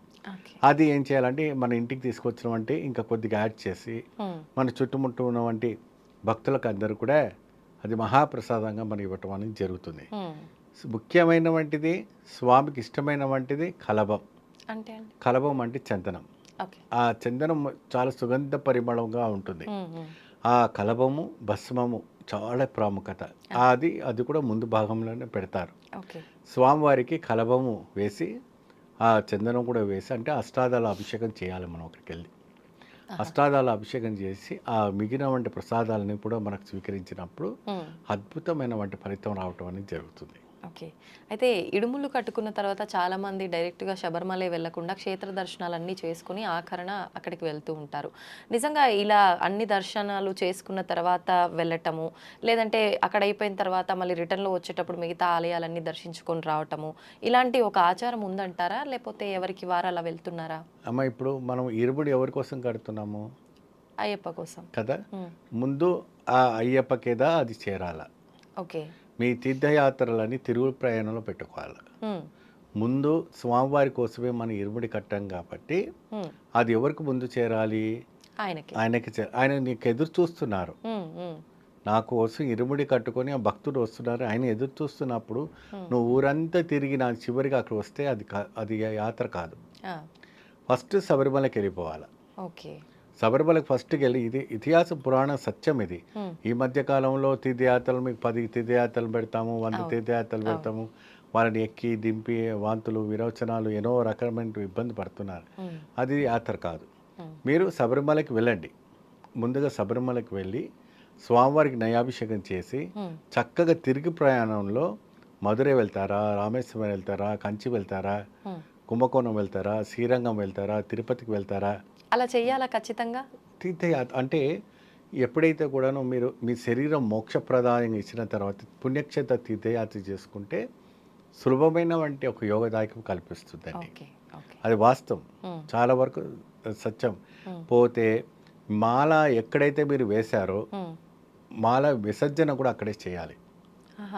మీరు మళ్ళీ పొరపాటు నేను కంచిలోనే మాల తీస్తాను, నేను మధురలోనే తీస్తాను, చాలా మంది క్షేత్రాలకు వెళ్ళినప్పుడు అక్కడే తీసేసి వచ్చేస్తారు. కొంతమంది పంబలో తీసేసి అక్కడే వేసేసి సివిల్ డ్రెస్ వేసుకొని వచ్చేస్తారు. అది మహా తప్పు, మహా పాపం. అది ఓకే. పొరపాటున కూడా అటువంటి తప్పు చేయకని జీవితంలో చేశారంటే దానికి తిరుగులేదు, మహాపాపం. మీరు ఎక్కడ మాల వేశారో అక్కడే మాల విసర్జన చేయండి. మీరు తిరుపతిలో కూడా మాల విసర్జన చేయకూడదు. అక్కడే పనిలో పని అయిపోతుంది, మాల తీసి గుండు కొట్టుకొని ఇంటికి వచ్చేద్దాం అటువంటి ఆలోచన చేస్తే పెరుమాలు కూడా ఒప్పుకోరు, స్వామివారు కూడా ఒప్పుకోరు. ఇంటికి వచ్చి ఆ మాలతోనే స్వామివారి సన్నిధానం మీరు ఎక్కడైతే పెట్టారో అక్కడ నివేదన చేయాలి. మీరు ఇరుముడి అక్కడ వేసిన తర్వాత బియ్యం ఉంటుంది కదమ్మా, ఆ బియ్యం ఇంటికి తీసుకొచ్చిన తర్వాత ప్రసాదం చేయాలి. ఆ ప్రసాదం చేసి స్వామికి నివేదన పెట్టాలి. నివేదన పెట్టిన తర్వాత స్వామి కర్పూరం చూపించి ఆరతి ఇచ్చిన తర్వాత మీ అమ్మగారితో మాల తీయించండి. ఓకే. లేదా మీకు దగ్గర ఉన్నటువంటి బ్రాహ్మణ ఆలయాల్లో, శివాలయంలో కానీ రామాలయంలో కానీ వెళ్ళి బ్రాహ్మణులతో తీయించండి, తప్పులేదు. ఓకే. అంతేకాని దారి మధ్యలో ఎప్పుడు కూడా మీరు మాల తీయటము ఈ చేయటం వల్ల చాలా ఇబ్బంది పడతారు. దుర్వ్యసనానికి వెళ్ళిపోతారు. ఫస్ట్ మైండ్ చేంజ్ అయిపోతుంది. ఓకే. ఇది ఫ్యాషన్ కాదు కదా, వ్రతము అంటే కాళ్ళకు పాదరక్షలు ఉండవు ఏమండి. తర్వాత మన శరీరం అంతా కూడా ఒక భగవంతుడికి అర్పణమైపోయి ఒక సుగంధ పరిమళమైనటువంటి ఒక లెవెల్లో ఉంటుంది. మనిషిని చూస్తే ఒక అయ్యప్ప స్వామి భక్తుడిని చూసి సాక్షాత్ అయ్యప్ప స్వామి చూసినటువంటి ఒక యోగదాయకమైన కనపడుతుంది. అయితే మాలలో ఉన్నప్పుడు చాలామంది వృత్తిరీత్యా వాళ్ళదంటే నాన్ వెజ్ షాప్స్ ఉంటుంటాయి. అలా అంటే భగవంతుడు అనగానే మనం ఈ మద్యం మాంసం అన్ని దూరంగా పెడతాము, కానీ వాళ్ళు వృత్తిరీత్యా అలాంటి పనులు దాన్ని చంపటము, కోయటము ఇవన్నీ చేస్తుంటారు కదా. తప్పేం లేదు, దానికి సృష్టికి ఏది కూడా అడ్డు లేదు. భగవంతునికి ఆత్మతో సంబంధం కానీ శరీరంతో సంబంధం లేదు. ఆ, వదిలిపెట్టేటువంటి శరీరం కర్మ ఏదైనా చేసుకుంటూ పోతుంది. ఆ, ఆత్మ అనేది పరిశుద్ధమై ఉండాలి. ఓకే. భగవంతునికి ఐక్యమై ఉండాలి. నువ్వు ఏ పని చేస్తావో పర్వాలేదు. అటువంటి అంటే పోస్ట్మార్టం చేసేవంటి వాడు మా శిష్యుడే ఉన్నాడు. ఉమ్, రోజు 4 పోస్ట్మార్టం చేస్తారు. ఆ, గురుగారు నేను మాల వేసుకుంటున్నాను, మరి నాకు ఇది ఇబ్బంది ఏంటి? నేను దారాలకు వేసుకో. 10 సంవత్సరాలు వేసుకున్నాడు, లక్షణంగా సొంత ఇల్లు కట్టుకొని ఉమ్, పిల్ల పాపతో లక్షణంగా ఉన్నారు. ఉమ్, ఉమ్, అంటే వాళ్ళ వృత్తి గవర్నమెంట్ జాబ్ చేసే వాళ్ళు చేస్తున్నారు. ఉమ్, సో అటువంటి అంటే తప్పలేదు. శవాన్ని కూడా చూడకూడదు. శవాన్ని చూస్తే కూడా మేము స్నానం చేయాలి అవును. నిబంధన కూడా ఉంది. ఉమ్, కానీ ఇక్కడ శవానికి నువ్వు పోస్ట్ మార్టం చేస్తున్నప్పుడు ఆ వృత్తికి అభివృద్ధికి వ్యత్యాసం కనబడుతుంది. అయితే ఇప్పుడు ఈ టాపిక్ వచ్చింది కాబట్టి చాలా మంది మధ్యలో ఇలా ఎవరైనా తెలిసిన వాళ్ళు దానికి అంటే మనకు సంబంధించిన వాళ్ళు అలా వెళ్ళిపోయినప్పుడు మాల మధ్యలోనే తీసేస్తూ ఉంటారు. తీసిన తర్వాత మళ్ళీ ఈ కార్యక్రమాలన్నీ అయిపోయిన తర్వాత వాళ్ళు వెళ్ళి మళ్ళీ అయ్యప్పని సివిల్లోనైనా దర్శించుకోవాల్సి ఉంటుందా? లేదు అంటే నేను విన్నాను ఈ కార్యక్రమాలన్నీ అయిపోయిన తర్వాత మళ్ళీ మాలని వేసుకొని ఆ దీక్షను కంటిన్యూ చేయొచ్చు అని చెప్పి విన్నాను. నిజంగా ఏది వాస్తవం? ఇప్పుడు తల్లి, తండ్రి, అన్న మీ కుటుంబ సభ్యులైతే మాలధారణ విసర్జన చేయాలి. ఉమ్, ఇంకా తిరిగి మీరు వెళ్ళి దర్శనం చేసుకోవడం కానీ మాల వేసుకోవడం కానీ చేయకూడదు. తర్వాత కూడా తర్వాత అంటే కూడా. ఇంట్లో వాళ్ళు కాబట్టి. ఇంట్లో వాళ్ళు కాబట్టి. ఉమ్, ఉమ్, బయట మీకు సంబంధం లేని వాళ్ళు, మీ గోత్రానికి సంబంధం లేని వాళ్ళు ఉమ్, ఎక్కడో ఊర్లో ఉంటారు, ఎవరో పాలు వాళ్ళు ఎక్కడో వాళ్ళు మీకు చుట్టాలే అనుకోండి, ఉమ్. వాళ్ళు పోయిన అనేది మాల తీయవద్దు. పాలోళ్ళైనా తీయొద్దా? పాలోళ్ళు అంటే ఒక గోత్రానికి సంబంధించిన వాళ్ళు అయితే తీయకూడదు. ఓకే. మీకు మీరు వెళ్ళరు, మీరు వెళ్ళి చూడరు, వాళ్ళతో ఎక్కువ పరిచయం లేదు, కానీ మీరు పోయారు, ఉమ్, మేము మాల తీయాలి, మేము మా శబరిమలకి వెళ్ళకూడదు అని ఒక కన్ఫ్యూజ్. అవును, అవును. ఆ కన్ఫ్యూజ్ అనేది మాల తీయకూడదు, అవసరమే లేదు. మీరు వెళ్ళరు, వాళ్ళు మీ చుట్టాలే అయినప్పటికీ కూడా అక్కడ మీ యొక్క గోత్రం వాళ్ళు కాదు ఉమ్. కాబట్టి అక్కడ అటువంటి కార్యక్రమం ఉన్నప్పుడు మాల తీయకుండా ఉండడం మంచిది. అంటే అలాంటి ఒక వాటికి వెళ్ళేటప్పుడు వీళ్ళు మాల్లో ఉన్నారు కాబట్టి వీళ్ళు వెళ్లకుండా ఉంటే సరిపోతుందా? కుటుంబంలో వాళ్ళు వెళ్ళి చూసి రావడం ఇలాంటివి చేయొచ్చా? చేయకూడదు. చేయకూడదు. కుటుంబం వాళ్ళు కూడా వెళ్ళకూడదు. ఉమ్, స్వామివారి కార్యక్రమం శుభ అశుభ కార్యక్రమాలు కూడా వెళ్ళకూడదు. వివాహానికి కూడా వెళ్ళకూడదు. వాస్తవం అవును, శుభకార్యాలంటే మంచిదే కదా, ఎందుకని వెళ్ళకూడదు? వెళ్ళకూడదు. ఎందుకంటే స్వామి వ్రతంలో ఉంటారు, అక్కడ రకరకాలమైనటువంటి వస్త్రాలు అని కనపడతాయి కాబట్టి స్వామి వాళ్ళు కూడా అక్కడికి వెళ్ళి భోజనం చేయటం కానీ చూడటం కానీ అలాంటి చేయకూడదు. సుగంధ పరిమళం వంటి పరిమళ దానికి అంకితం కాకూడదు. ఓకే. అక్కడికి వెళ్ళిన తర్వాత ఇంకా మనుషులు ఐక్యమైపోతారు. అంటే బంధాలు బంధుత్వాలు ఇవన్నీ దూరంగా ఉండాలి. దూరానికి ఉండడం కోసమే వ్రతం. ఓకే, అంతా కాబట్టి మీరు ఫంక్షన్స్ కానీ మ్యారేజెస్ కానీ వ్రతాలకు కానీ ఎటువంటి కూడా కార్యక్రమం పూజలకు వెళ్ళండి, భజనలకు వెళ్ళండి, స్వామి ఆలయానికి వెళ్ళండి. ఎంత ఆలయానికి వెళ్తే అంత మంచిది. అయ్యప్పకు సేవ చేసుకోండి, అన్నదానం చేయండి, పుణ్య కార్యక్రమం చేయండి. మీ వృత్తి పైన వృత్తి 41 రోజులు 300 రోజులు తిరుగుతూనే ఉంటున్నారు కదా, ఒక 40 రోజులు స్వామికి సేవ చేయండి చాలు. అయితే ఇప్పుడు ఆహార నియమాల గురించి మనం ఇందాక మాట్లాడుకున్నాము. అయితే ఇప్పుడు వీళ్ళు ఈ యాత్రలు చేసే సమయంలో చాలా మంది మనం ఇంట్లో వాళ్ళకు వంట చేసేటప్పుడే ఖచ్చితంగా స్నానం ఆచరించి స్వాముల కోసం వండాలని చెప్పి అంటూ ఉంటారు. మరి అంత పవిత్రంగా మనం భావిస్తున్నప్పుడు బయటకి ఒకసారి వీరు వెళ్ళినప్పుడు అన్ని చోట్ల అయ్యప్ప స్వాములకు సంబంధించిన ఫుడ్ ఉండాలి అని లేదు, ఎక్కడ పడితే అక్కడ తినేస్తూ ఉంటారు. అది కరెక్టే అంటారా? ఇప్పుడు ఏంటంటే అమ్మా, ఇరుముడి కట్టిన తర్వాత స్వామివారి దీక్షలన్నీ అందులో ఉంటాయి కాబట్టి కొన్ని నిబంధనలకు విడుదల ఉంటాయి, ఆంక్షలు. అంటే శాకాహార ఆలయ హోటల్ని వెళ్ళి మీరు స్వీకరించి అప్పుడు అక్కడ దాంట్లో ఉల్లిపాయలు ఉన్న తినక తప్పదు. ఎందుకంటే మనం చెప్పినట్టుగా వాడు చేయడు కాబట్టి అటువంటి కొన్ని నిబంధనలు ఇరుముడి కట్టిన తర్వాత నిబంధనలు ఇలాంటివి కొన్నింటికి ఉంటాయి. ఓకే. ఇప్పుడు వ్రతంలో ఉన్నటప్పుడు మీరు ఇంటికి వెళ్ళేటప్పుడు ఎక్కడైనా ఇబ్బంది అవుతుంది అంటే ఎక్కడైనా ఒక బ్రాహ్మణ హోటల్లో కానీ ఏదైనా కామత్ హోటల్ కానీ రాఘవేంద్ర హోటల్ కానీ ఉంటాయి. వైట్ రైస్ మజ్జిగ తీసుకోండి, పెరుగు తీసుకోండి, ఉప్పు తీసుకొని తినండి, దాంట్లో పచ్చళ్ళు కూడా తినకండి, అది సరిపోతుంది. లేదు నాకు ఆహారం కూడా వద్దంటే అరటిపండు తినండి, పండ్ల రసాలు తాగండి, కొబ్బరి నీళ్ళు తాగండి, డ్రై ఫ్రూట్స్ దగ్గర పెట్టుకోండి, చక్కగా డ్రై ఫ్రూట్స్ తినండి, మంచి స్టెమినా వస్తుంది. ఉపవాసము అనేటప్పటికి ఏంటంటే ఉడకబెట్టిన వంటి పదార్థాలు తినకూడదు తప్ప అన్ని పదార్థాలు స్వీకరించవచ్చు. ఎందుకంటే ఆత్మరాముని ఎప్పుడు కూడా శోభించకూడదు. ఓకే. అయితే భగవంతుని ధ్యానంలో ఒక 41 రోజుల పాటు వాళ్ళు రకరకాలుగా వాళ్ళ భక్తిని ప్రదర్శించుకుంటారు ఆయన పైన. అవును. మరి ఇంత చక్కగా చేసినప్పుడు కొన్ని సందర్భాల్లో మనం విన్నాము ఆయన అంటే దర్శనం కోసం వెళ్ళేటప్పుడు రకరకాల ఇబ్బందులు జరిగి చనిపోయిన వారు కూడా ఉన్నారని చెప్పి కొన్ని సందర్భాల్లో విన్నాము. అసలు ఎందుకని భగవంతుని కోసం వెళ్తే ఇలాంటి ఇబ్బందులు ఎందుకు రావాలి అంటే వాళ్ళు చేసిన దీక్షలో ఏదైనా లోపమా ఏంటనుకోవాలి దాని గురించి మనం? క్రమశిక్షణ తప్పిపోతుంది, ఆతురత పెరుగుతుంది, కంట్రోలింగ్ తప్పిపోతుంది. ఉమ్, వేగంగా వెళ్ళాలి, ఉమ్, ఏదో ఇక్కడ కొట్టుకుపోతుంది, ఏదో ఆస్తులు కొట్టుకుపోతున్నాయి అంటే ఒక ఆలోచన కావచ్చేమో, వేగం. ఉమ్, ఆ వేగంలో ఏమైపోతుంటే యాక్సిడెంట్స్, ఇన్సిడెంట్స్ కలగడం, గొడవ కలగటము, ఉమ్, ఏమంటే అటువంటివన్నీ జరుగుతుంది. ఆ ఒత్తిడి, ఆ లైన్లో ఒత్తిడి, ఆ లైన్ ఉన్నదే ఏదో ఇరుకైన లైన్. అవును. ఆ ఎంత వేగంగా వెళ్ళినప్పటికీ ఆ లైన్లో దాటుకుని వెళ్ళలేం కదా. ఉమ్, క్రమశిక్షణతో వెళ్ళాలి. ఆ ఒక ఓర్పు అనేది సహించిపోతుంది వాళ్ళకి. ఆ, ఎందుకు అంటే స్వామిని చూడాలన్న ఆతృత, ఉమ్, తిరిగి వెళ్ళిపోవాలన్న ఒక ఆతృత. ఉమ్, అక్కడ ఏదో కొండలు అరిగిపోతున్నాయి అంటూ వాళ్ళు ఏదో మూటలు తీసుకుపోతున్నట్టుగా వాళ్ళు భావిస్తుంటారు. ఉమ్, ఒక్కటి మాలధారణ వేసుకొని 41 రోజు ఇంత క్రమంగా ఉన్నప్పుడు ఒక 5-6 రోజులు యాత్ర చేసేటప్పుడు ప్రశాంతంగా ఉండొచ్చు కదండి. అవును. అవును. అదే నియమాలు పాటించి అదే క్రమంగా పట్టించి ఇప్పుడు ట్రావెంకోర్ దేవస్థానం వాళ్ళు కానీ, ఉమ్, మన శబరిమల దేవస్థానం వాళ్ళు కానీ చాలా కొన్ని నిబంధనలు నిషేధించారు. ఉమ్, ప్లాస్టిక్ బాటిల్స్ కానీ, ఓకే. ప్లాస్టిక్ కవర్స్ కానీ, ఉమ్, ఇరుముళ్ళు ఎటువంటివి కూడా ప్లాస్టిక్ సంబంధించినవంటివి కానీ అవన్నీ కూడా శబరిమలకి తీసుకురాకూడదు. ఓకే. పేపర్స్కి సంబంధించినవి తీసుకురావాలి అన్నట్టుగా. రిఫిల్ ప్యాకెట్స్ కూడా ఏదైతే మన పన్నీర్ తీసుకొస్తారు కదమ్మా, అవి కూడా కంటైనర్స్కి సంబంధించినటువంటి క్వాలిటీవి తీసుకురావాలని పెట్టారు. ఓకే. దానివల్ల అక్కడ ఉన్నవంటి జంతువులకు ఆకర్షితమై అది తింటుంది. తిన్నప్పుడు దాని కడుపులో వెళ్ళి ఇబ్బందులు అవుతాయి. ఇబ్బంది అయ్యి చాలా వరకు ఇదవుతుంది. ఇంకోటి ఏంటంటే శబరిమలలో పూర్వం అన్నదాన క్షేత్రం అనేది ఒక క్షేత్రం పెట్టేవాళ్ళు. ప్రతి ఊరు వాళ్ళంతా కూడా అన్నదానం పెట్టేవాళ్ళు. వాళ్ళంతా ఏం చేసేవాళ్ళు, క్రమశిక్షణతో పెట్టేవాళ్ళు కాదు.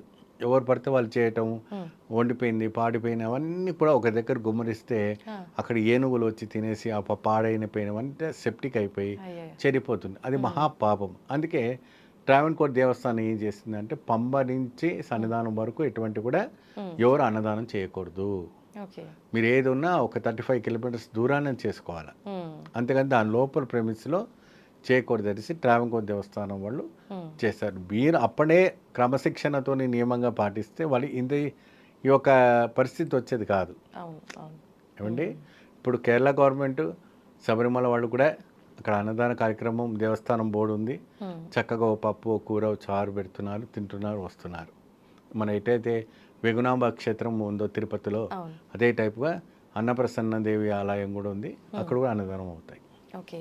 అయితే ముఖ్యంగా మకర జ్యోతి కోసమే అప్పుడు వెళ్ళాలి అని చెప్పి మాల వేసే వాళ్ళు కూడా ఉంటారు. జ్యోతి దర్శనంకి అంత విశిష్టత ఏంటి, దాని గురించి తెలియజేయండి. స్వామి వారు స్వయంగా ఒక సందర్భంలో ఎప్పుడైతే కూడా తల్లికి తలపోటు వచ్చింది, ఆ తలపోటు వచ్చినప్పుడు అక్కడ వైద్యుడు ఏం చెప్పారంటే, ఇది పులిపాలతో తీసుకొస్తేనే ఈ యొక్క మందు పనిచేస్తుందని చెప్పి, ఆ పులిపాలు తీసుకొస్తేనే ఆ ఒక పవర్ బాగా పెరుగుతుంది, ఆ మందుకు పవర్ వస్తుంది అని చెప్పి పులి దగ్గర వెళ్ళాలంటేనే భయపడతారు. పులిపాలు తీసుకురావాలంటే అది సాధ్యమేనా?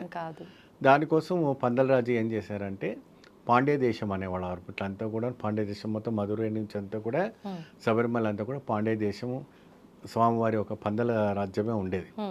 అప్పుడు ఆయన చెప్పేవారు స్వామివారు, మీకు ఎవరైనా కూడా పులిపాలు తీసుకొస్తే ఈ పాండ్య దేశంలో సగము దేశాన్ని రాసిస్తానని చెప్తే ఊరంతా అప్పుడంతా కూడా డప్పు కొట్టి చెప్పేవాళ్ళు కదండి. అలా చెప్పుకు తిరిగినా ఎవరు కూడా భయపడతారు. ఎవరు రారు పులిపాల కంటే. ఎవరు వస్తారు, ఆవు పాలకి వస్తారు కానీ ఇంకే దేనికైనా వస్తారేమో కానీ అంత సాధ్యం కాదు. అది ఆ మాట ఈ నోట పోయి వాళ్ళ నాన్నగారు ఒక సందర్భంలో కూర్చొని చాలా నెత్తి పట్టుకొని కూర్చొని చిందేసేటప్పుడు అప్పుడు బయట నుంచి అలాగే సరదాగా వచ్చినటువంటి మణికంఠుడు, నాన్నగారు మీరు ఎందుకు ఇలాగా దిగులుగా కూర్చున్నారు, ఏంటి కారణం అంటే, అమ్మ ఇది చాలా పెద్ద విషయము, నీకెందుకు నువ్వు వెళ్ళి భోంచేసి పడుకోనేసి స్వామివారికి వారి రాజశేఖరన్ చెప్పడం జరిగింది. కాదు నాన్నగారు ఏదున్నా మీరు చెప్పండి, మనము ఆ బాధ ఏదో నాకు చెప్పండి, నేను చూస్తాను அப்படின்னு అంటారు. ఏం లేదు నాన్న, గత కొన్ని రోజుల నుంచి మీ అమ్మకి తలబాధ ఉంది, ఆ వ్యాధుడు పులిపాలు తీసుకొస్తే కానీ ఈ మందు పని చేయదు అనేసి చెప్పడం జరిగిందని చెప్పారు. అది నేను తీసుకొస్తాను నాన్నగారు అంటారు ఆయన. అనగానే ఆయనలో ఒక ప్రకాశమైనటువంటి కోటి సూర్యకాంతి ఒక వెలుగు అయ్యప్ప స్వామిలో ఆయన మహారాజుకు కనపడింది. ఎవరికైనా ఒక అర్ధాంగికి తన భార్యకి నయం చేస్తాను అని చెప్పి ఒక ముందుకు వస్తే ఎలా ఉంటుందండి? ఎక్కడ కూడా ప్రపంచంలో నీకు ట్రీట్మెంట్ లేదు, ఉంటే పులిపాలతోనే నీకు ట్రీట్మెంట్ ఉందని ఆయన ఆ రోజు డిక్లేర్ ఇచ్చినప్పుడు ఆ రోజు ఆ స్వామివారు స్వయంగా చెప్పి నేను తీసుకొస్తాను నాన్నగారు, మీరు ఎందుకు దిగులు పడతారంటారు. అప్పుడు ఆ పందలరానికి వెళ్ళి, అంటే అది ఒక విషము, అంటే వాళ్ళ చిన్న కొడుకుని పట్టాభిషేకం చేయాలని చెప్పి ఆమె ఉద్దేశంతో ఆ పులిపాలను పంపిస్తే ఆ పులి ఆయన తినేస్తుందని చెప్పి అక్కడ వాళ్ళ మేనమామ చేసినటువంటి కుట్ర ద్వారా ఇదన్నీ ఏర్పడినటువంటి ఒక కథనం. ఇది అంత అయ్యప్ప భక్తులకి, మనం చూసే భక్తులకు అందరూ కూడా స్వామివారి చరిత్ర తెలుసు. ఏమండి, ఇదంతా ఒక కుట్ర పైన జరిగిందని ఆ ఒక పసికట్టినటువంటి మణికంఠుడు దేవుడే కదండి, ఆయన పసికట్టడా. సో ఆ ఒక సందర్భంలో స్వామివారు వెళ్ళి పులిపాలతి వెళ్ళడానికి వెళ్తారు. ఆయన అవతారం ఎత్తిన కారణం కూడా అదే. అప్పుడు ఇంద్రాది దేవతలు, సప్త ఋషులు, దేవతలు వీళ్ళంతా కూడా ఒక మహర్షి రూపాల అవతారం ఎత్తి ఈ మహిషిని వర్ధించాలని చెప్పేసి వారు నువ్వు అవతారం ఎత్తింది దీనికోసం అనేసి ఆయనకి పునరుజ్ఞానం ఇవ్వటము, అతీతమైనటువంటి శక్తులు ఇవ్వటం జరిగింది అయ్యప్ప స్వామికి. ఆ మహిషి ఒకానొక సందర్భంలో బ్రహ్మ దగ్గర తపస్సు ఆచరించి నాకు చావు ఉండకూడదు అనేసి బ్రహ్మ దగ్గర వరం కోరింది. ఆ వరం కోరింది ఎలా కోరింది? ఎటువంటి మృగాలతో కానీ, ఎటువంటి స్త్రీలతో కానీ, ఎటువంటి పురుషులతో కానీ, ఎటువంటి పంచభూతాలతో కానీ ఏ ఒక్క వాతావరణంలో నేను నాకు మరణం ఉండకూడదు. కోరుకుంటారండి పురాణాల్లో బ్రహ్మాండంగా. అంటే అప్పుడు బ్రహ్మదేవుడు అంటే ఇది హరిహరులకు కూడా సాధ్యం కాదే అనేసి అప్పుడు బ్రహ్మదేవుడు అంటే అప్పుడు హరిహరులకు పుట్టినటువంటి సంతానం అయి ఉంటేనే ఆ సంతానంతో నాకు మోక్షం కలిగించాలనేసి కోరుతుంది. ఇద్దరు పురుషులకి ఎలా పుడతారు అనేసి ఒకానొక సందర్భం ఇంకా అయిపోయిన తదాసు అనేసి ఆయన వెళ్ళిపోతారు. అయితే ఎప్పుడైతే కూడాను ఇక్కడ కథనం మనకు భస్మాసుముడు ఎప్పుడైతే కూడా ఆయనకు చితాభస్మంతో అభిషేకం చేస్తూ కావాలి శివుడికి. ఒకానొక సందర్భంలో ఆ భస్మాసుడు ఏం చేస్తారంటే ఊరంతా వెతుకుతున్నా కూడా ఎక్కడ కూడా చితాభస్మం దొరకలేదు. స్వామి నాకు ఆ ఒక వరం అనేది ఇవ్వండి, ఎవరి మీద నెత్తి పెడితే తీసుకొచ్చి పెడితే భస్మం అయిపోతుంది, అది తీసుకొచ్చి మీకు అభిషేకం చేస్తాను అంటారు. తదాసు అంటారు. మరి ఇది పనిచేస్తుందో లేదా మీకు ముందు మీ ముందే నేను ప్రయత్నం చేస్తానని చెప్పి ఆయన నెత్తి మీద పెట్టడానికి వెళ్తారు. అందుకే ఎవరికైనా కూడా మనం పర్మిషన్ ఇచ్చినా, ఎవరైనా మనం ఆహ్వానించుకోవాలన్నా ఒకసారికి 2 సార్లు ఆలోచించాలంటారు. ఇది ఉదాహరణ. పురాణాలు చెప్పేవన్నీ కూడా ఏంటంటే మనకు ఒక క్రమశిక్షణ నేర్పించేది. అప్పుడు దేవతలందరూ కూడా మహావిష్ణువుని వెళ్ళి వేడుకంగా, పరమశివుడు ఆపదలో ఉన్నాడు, నువ్వు జగన్మోహినిగా అవతారం ఎత్తేసి ఆ మహిషిని మయమర్పించి ఇచ్చేయాలని చెప్పి అప్పుడు ఆ అమ్మవారి అవతారం ఎత్తి బుధిలోకి దిగి వచ్చిన తర్వాత నాట్యమారిని ఆయన చేతి ఆయన మీద పెట్టించి భస్మాసుడికి చేసిన తర్వాత మహావిష్ణువే మోహిని అవతారంతో వచ్చినట్టుగా పరమశివుడికి తెలియదు కాబట్టి ఆయన బాగా క్రోధం అంటే మోహితుడైపోయారు. అంత సౌందర్యహలాని, అంతటి ఊర్వశి, మేనక, రంభ, పార్వతి, సరస్వతి ఏ దేవి కూడా పనికిరారు. అంతటి అందగతి మన జగన్మోహిని అమ్మవారు. అంతలో వాళ్ళిద్దరు కూడా సంభవమైన సంబత్తులో స్వామివారి మణికంఠుడు జన్మించడంగా పంబ తీరాన జననమైంది. అదొక ఘటన. ఏమండి, అప్పుడు ఈ చంద్రశేఖర మహారాజు వారికి సంతానం లేని సందర్భంలో అడవి ప్రాంతం అంతా కూడా తిరుగుతున్న సమయంలో ఎక్కడో ఒక చిన్న గొంతు కేకలు పెడుతున్నాగా వెళ్ళంగా ఆ చంద్రశేఖర మహారాజు గారు చూస్తారు. చూసిన తర్వాత ఈ పసిబాలుడు ఇక్కడ ఎవరైనా అడవి మనుషులు ఎవరైనా వదిలిపెట్టిపోయి ఉంటారంటే అప్పుడంతా కూడా ట్రైబర్సే వీళ్ళు ఉండేవాళ్ళు కదా. చాలా దూరం వరకు కూడా వెతకంగా ఎవరు దొరకలేదు. అప్పుడు పరమశివుడు మహర్షిగా అవతారం ఎత్తి ఒక మహర్షిలాగా వచ్చి ఇది మణికంఠుడు జన్మించారు, కారణ జన్మంతో జన్మం అయింది, ఈయన 12 ఏళ్ళ వరకు నీ దగ్గర ఉంటాడు. దాని తర్వాత ఆయన జీవ సమాధి తీసుకుంటారు. లోక కళ్యాణార్థం కోసం మణికంఠ స్వామి శబరిమలలో ఉంటారని అన్ని ఇతిహాసాలన్నీ ఆయనకు చెప్పేస్తారు. చంద్రశేఖర్ రాజాకి తెలిసిపోయింది మొత్తం. ఓకే. సో నువ్వు రాజ్యానికి నువ్వు తీసుకెళ్ళి ఆయనని ఒక కొడుకుగా పెంచుకో, అన్ని విద్యాభ్యాసాలు బోధలు అన్నీ కూడా నేర్పిస్తారు. అయితే వాళ్ళ మేనమామకు ఉన్నంటి వారికి మణికంఠుడు వచ్చినటువంటి వేళ విశేషం వల్ల రెండో కొడుకు పుడతారు. శ్రవణ కుమార్ అనేసి ఆయన పేరు, రెండో కొడుకు పేరు. అప్పుడు పుట్టిన తర్వాత నీ సొంత కొడుకుకు నువ్వు పట్టాభిషేకం చేస్తావా, ఎక్కడో అడవిలో కొడుకును తీసుకొచ్చి ఆ పట్టాభిషేకం చేస్తావా అని చెప్పి మేనమామ ఈ వీళ్ళ ఇందాక మీరు చెప్పిన పులిపాల స్టోరీ ఆ మహారాణికి బోధన చేస్తుంటాడు. అవును, ఎక్కడి నుంచో అడవిలో దొరికినటువంటి కొడుకు నేనెందుకు చేయాలి, నా కొడుకుకి నేను పట్టాభిషేకం చేస్తా అని చెప్పి అప్పుడు వీళ్ళు కథలల్లి నువ్వు నేను చేసినట్టుగా నేను చెప్పినట్టుగా నువ్వు నటించు అంటే చాలు అన్నాడు. ఆ నటనలో ఈయన పులిపాలు తీసుకొస్తానని చెప్పేసి బయలుదేరుతుంది. అప్పుడు ఈయన అవతారం ఎత్తి అప్పుడు అడవి ప్రయాణం చేసినప్పుడు ఈ కథనం అంతా కూడా ఈ దేవతా మహర్షులందరూ కూడా వారికి వినిపిస్తుంటారు. ఆ వినిపించిన తర్వాత ఇలా స్టోరీ ఉంది. అప్పుడు వాళ్ళకి ఒక 18 రోజుల పాటు కూడా ఒక ఎరిమేరి అనే ఒక క్షేత్రం ఉంటుంది. ఎరిమేరి అంటే దున్నపోతుల స్థలం. ఎరిమేరి అంటే దున్నపోతులో ఉన్నవంటి ఒక స్థలం. ఆ స్థలంలో ఓ భారీ ఎత్తు శరీరము, ఒక కుంభస్థానము, చిన్న పసిబాలుడు నువ్వే నన్ను చంపగలుగుతావు, చూడడానికి తమలపాకులాగా ఉన్నావు, ఇంత లేతగా ఉన్నావు, నీ వల్ల ఏమవుతుంది అనేసి నువ్వు యుద్ధం చేసి చూడు అప్పుడిని ఒక 18 రోజుల పాటు కూడా యుద్ధాలు జరిగాయి. చివరిగా ఆ మహిషి మరణం చేసి ఆవిడ మాలికాపూరతమ్మగా అవతారం ఎత్తింది. మాలికాపూరతమ్మగా అవతారం ఎత్తింది. నీ వల్ల నాకు శాప విమోక్షణం అయింది కాబట్టి నేను ఒక కోరిక కోరుతున్నానని అడుగుతుంది ఆవిడ. చెప్పండి అంటే, నేను మిమ్మల్ని వివాహం చేసుకుంటాను, ఎందుకంటే శాప విమోక్షమై తాకింది కాబట్టి నేను మిమ్మల్ని వివాహం చేసుకుంటాను, తప్పకుండా నీకు మాట ఇచ్చాను కాబట్టి ఎప్పుడైతే కూడా శబరిమలకి నాకు కన్యాస్వాములు నా శబరిమలకి రారో అప్పుడు నేను ఖచ్చితంగా నేను వివాహం చేసుకుంటాననేసి వాకిస్తారు అయ్యప్ప స్వామి. జరగని పని లింక్ అక్కడ అయిపోయింది, పెట్టేశారు. తప్పకుండా చేస్తాననేసి ఇచ్చేస్తారు. అప్పుడు ఈ విషయాన్ని అంతా కూడా గమనించుకున్నవంటి ఇది ఇంద్రాది దేవతలందరూ కూడా ఆ రాక్షసుని మహిషిని వర్ధించారు కాబట్టి వాళ్ళంతా కూడా పులిగా మారి ఒక 108 పులితో పాటు పందల రాజ్యానికి వస్తారు. ఏమండి, ఆ పందల రాజ్యానికి వచ్చినప్పుడు ఆ పందల రాజ్యం అంతా నోరు వెలవేసి చూసింది. పులుల పైన ఇలా రావటం ఏంటి అంటే అప్పుడు పందలరాణి ఊరికొచ్చి ఆ కోదే మహారాణి వచ్చి ఆవిడ మీద పాదాల పైన పడి, నువ్వు మహిమానుకున్నటువంటి సుపుత్రుడవని నాకు తెలియకుండా నేను తప్పు చేశాను ఆయన, నాకు క్షమించు, ఈ రాజ్యాన్ని నువ్వే వేలుకో, ఈ రాజ్యాన్ని నువ్వే కాపాడుకో అనేసి తను చెప్తారు. చెప్పినప్పుడు ఇంకా నా తను తారిందమ్మా, నేను తపస్సుకు వెళ్ళాలి, మీరు ఎప్పుడైనా నన్ను చూడాలనుకున్నప్పుడు మకర సంక్రాంతి రోజున మకర జ్యోతి స్వరూపంగా నేను వచ్చి మీకు దర్శనమిస్తాను, అప్పుడు వచ్చి మీరు దర్శనం చేసుకోండి అంటారు.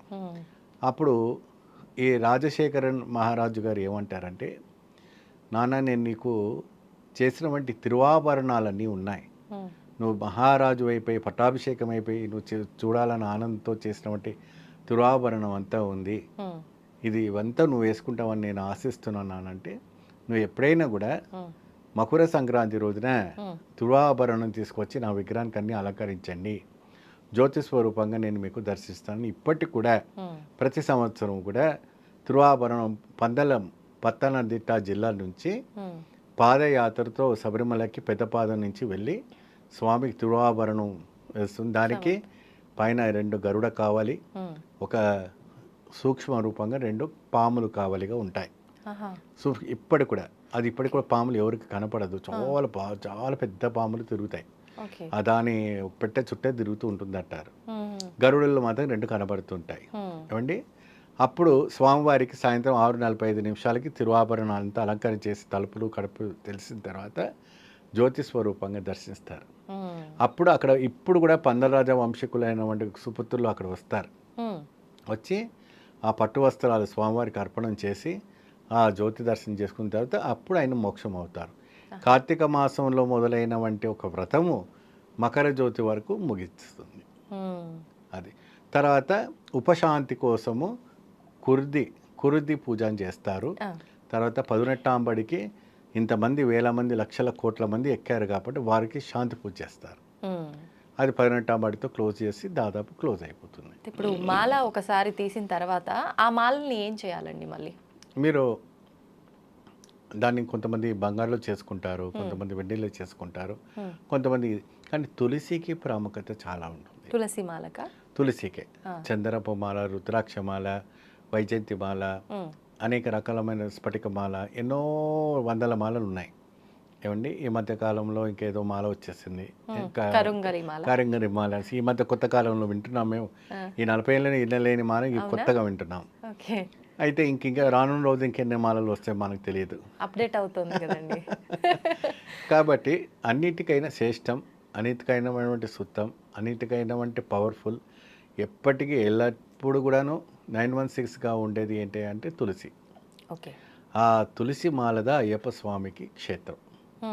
హరిహరుల జన్మకుడు కాబట్టి తులసి మాలతోనే మాలధారణ వేసుకున్న వాళ్ళు వచ్చే సంవత్సరం తిరిగి మాల వేసుకోవాలనుకుంటే కూడా ఆ మాల వేసుకుంటే అదే మాల ఎక్కడ భద్రపరచాలి? మీరు ఏం చేస్తారంటే ఒక బట్టలో, ఖర్చులో కానీ ఇంకొక దాంట్లో కానీ, ఒక పట్టుబట్టలో కానీ, లేదంటే ఇంకేదా బ్లౌజ్ పీస్ ఉంటుంది కదా దాంట్లో కానీ వేసి దాంట్లో విభూది వేసి మాల కట్టి మీరు ఎక్కడైతే ఫోటో ప్యాక్ చేసి పెడతారో పెట్టుకోండి. లేదా ఆ ఫోటో ఇంట్లో పెట్టుకుని నిత్య పూజ చేసుకుంటే చేసుకోండి, ఇబ్బంది ఏం లేదు.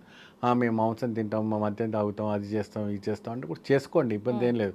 మీ సన్నిధానంలో మీకు దీపం పెడుతున్నారా, ధూపం పెడుతున్నారా, మరి వాళ్ళకంతా మద్యపానీయం అంత ఎక్కుతుంది కదా. సో వీరికి ఎక్కినా వీరు కూడా ఏం శాపించారు, ఏమి చెప్పించారు.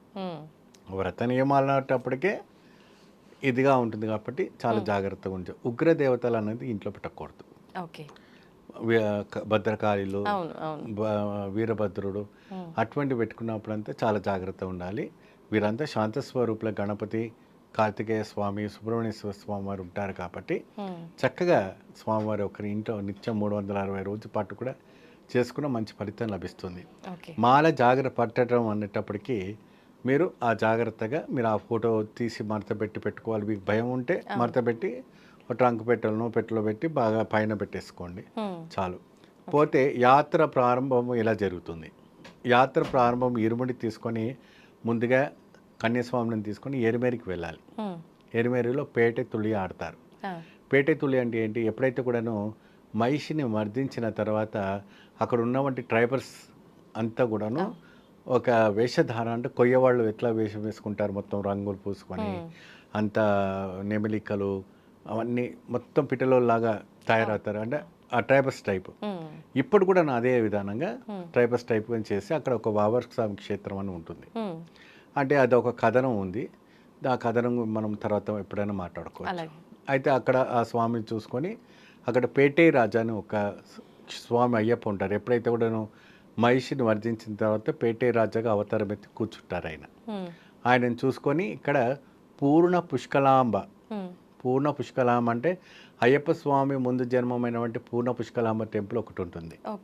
ఇద్దరు కూడా ఆ క్షేత్రంలో మనం వెళ్ళి అక్కడ పేటే ఆట ఆడి అక్కడ పుణ్యతీర్థం ఒకటి ఉంటుంది. తీర్థం పేరు పుణ్యతీర్థం. ఆ పుణ్యతీర్థం పుంగావనం కూడా అంటుంటారు. అందులో స్నానం చేసి శ్రీ పూర్ణ పుష్కలాంబ సమేత అయినటువంటి ధర్మశాస్త్రి ధరించుకోవాలి. ధర్మశాస్త్రి ఏంటంటే సాక్షాత్గా ధర్మానికి కట్టుబడి ఉన్నవంటి ఒకటి. ఆ అయ్యప్పకు ఒక సుపుత్రుడు ఉన్నాడు. ఏమండి ఆ సుపుత్రుడి పేరే అయ్యప్ప బ్రహ్మచారి అంటారు కదా. ధర్మశాస్త్రకు పూర్ణ పుష్కలాంబకి ఒక కొడుకు ఉన్నాడు. ఆయన పేరు ప్రణయ సత్యక. అందుకే మనకి హరివరాసనంలో కూడా స్వామివారి కీర్తనలు పాడుతుంటారు. ప్రణయ సత్యక స్వామి ప్రాణనాయకం ప్రణద కల్పకౌ స్వామి సుప్రభాజితం ప్రణవ మందిరం స్వామి కీర్తన ప్రియం హరిగరాత్మజం స్వామి దేవమాశ్రయే. ఈ విధానంగా స్వామివారికి ఇష్టమైన వంటి దేవతలందరూ కూడా పేరు పెట్టినటువంటి పేరు ఏంటంటే ప్రణయ సత్యక. దేవతలు పెట్టినటువంటి పేరు. సో అయ్యప్పకు ముందు జన్మలో ఉన్నటువంటి సుపుత్రుడు ఇప్పుడు ఆ దేశాన్ని పరిపాలిస్తున్నాడు కాబట్టి ఆ ధర్మశాస్త్ర క్షేత్రం ఎరిమేరిలో ముందు జన్మలో ఉన్న పుత్రుడు పుత్రుడు ఇప్పుడు కాదు. ఇప్పుడు కాదు, ఇప్పుడు నైష్టిక బ్రహ్మచార్యంలో ఉన్నారు. అవును అవును. ముందు జన్మంలో అవతారం ఆయనది 5 అవతారాలు. కుర్తుపుళై, అచ్చంకోవిల్, ఆరుంగావ్, శ్రీ ధర్మశాస్త్ర, అయ్యప్ప. 5 జన్మలు ఆయనకి. ఇప్పుడు 5 క్షేత్రాలు కూడా మీకు తెంకాసి, కుట్రాలం, ఎరిమేరి నుంచి వస్తుందండి. ఈ క్షేత్రాలన్నీ కూడా ఉంటాయి. మీరు ఆ రూట్ నుంచి వచ్చారంటే క్షేత్రాలన్నీ చూసుకుంటూ రావచ్చు. ఆరుంగావ్, కుర్తుపుళై, అచ్చంకోవిల్, ఏమో శ్రీ ధర్మశాస్త్ర, నైష్టిక బ్రహ్మచారి, అయ్యప్ప. అంటే అయ్యప్ప స్వామి క్షేత్రాలు అంటే ఇవి 5. ఒక్కొక్క క్షేత్రంలో ఒక్కొక్క రూపంలో ఆరాధించబడతారా? అచ్చంకోవిల్ క్షేత్రంలో విశిష్ట వేరు, ఆరుంగావ్ అయ్యవ విశిష్ట. బాలుడి రూపంలో కూడా ఒక క్షేత్రంలో ఆరాధిస్తారు. కుర్తుపుళై, కుర్తుపుళై, కుర్తుపుళై, కురత్తుపుళై, కుర్తుపుళై తెంకాసిలో ఉంటుంది. చాలా అద్భుతంగా ఉంటాయి. ఆ కుర్తుపుళై ఏంటంటే స్వామికి ఇష్టమైనటువంటి చేపలు, ఆ చేపలతో ఆడుకుంటారంట కొలలో.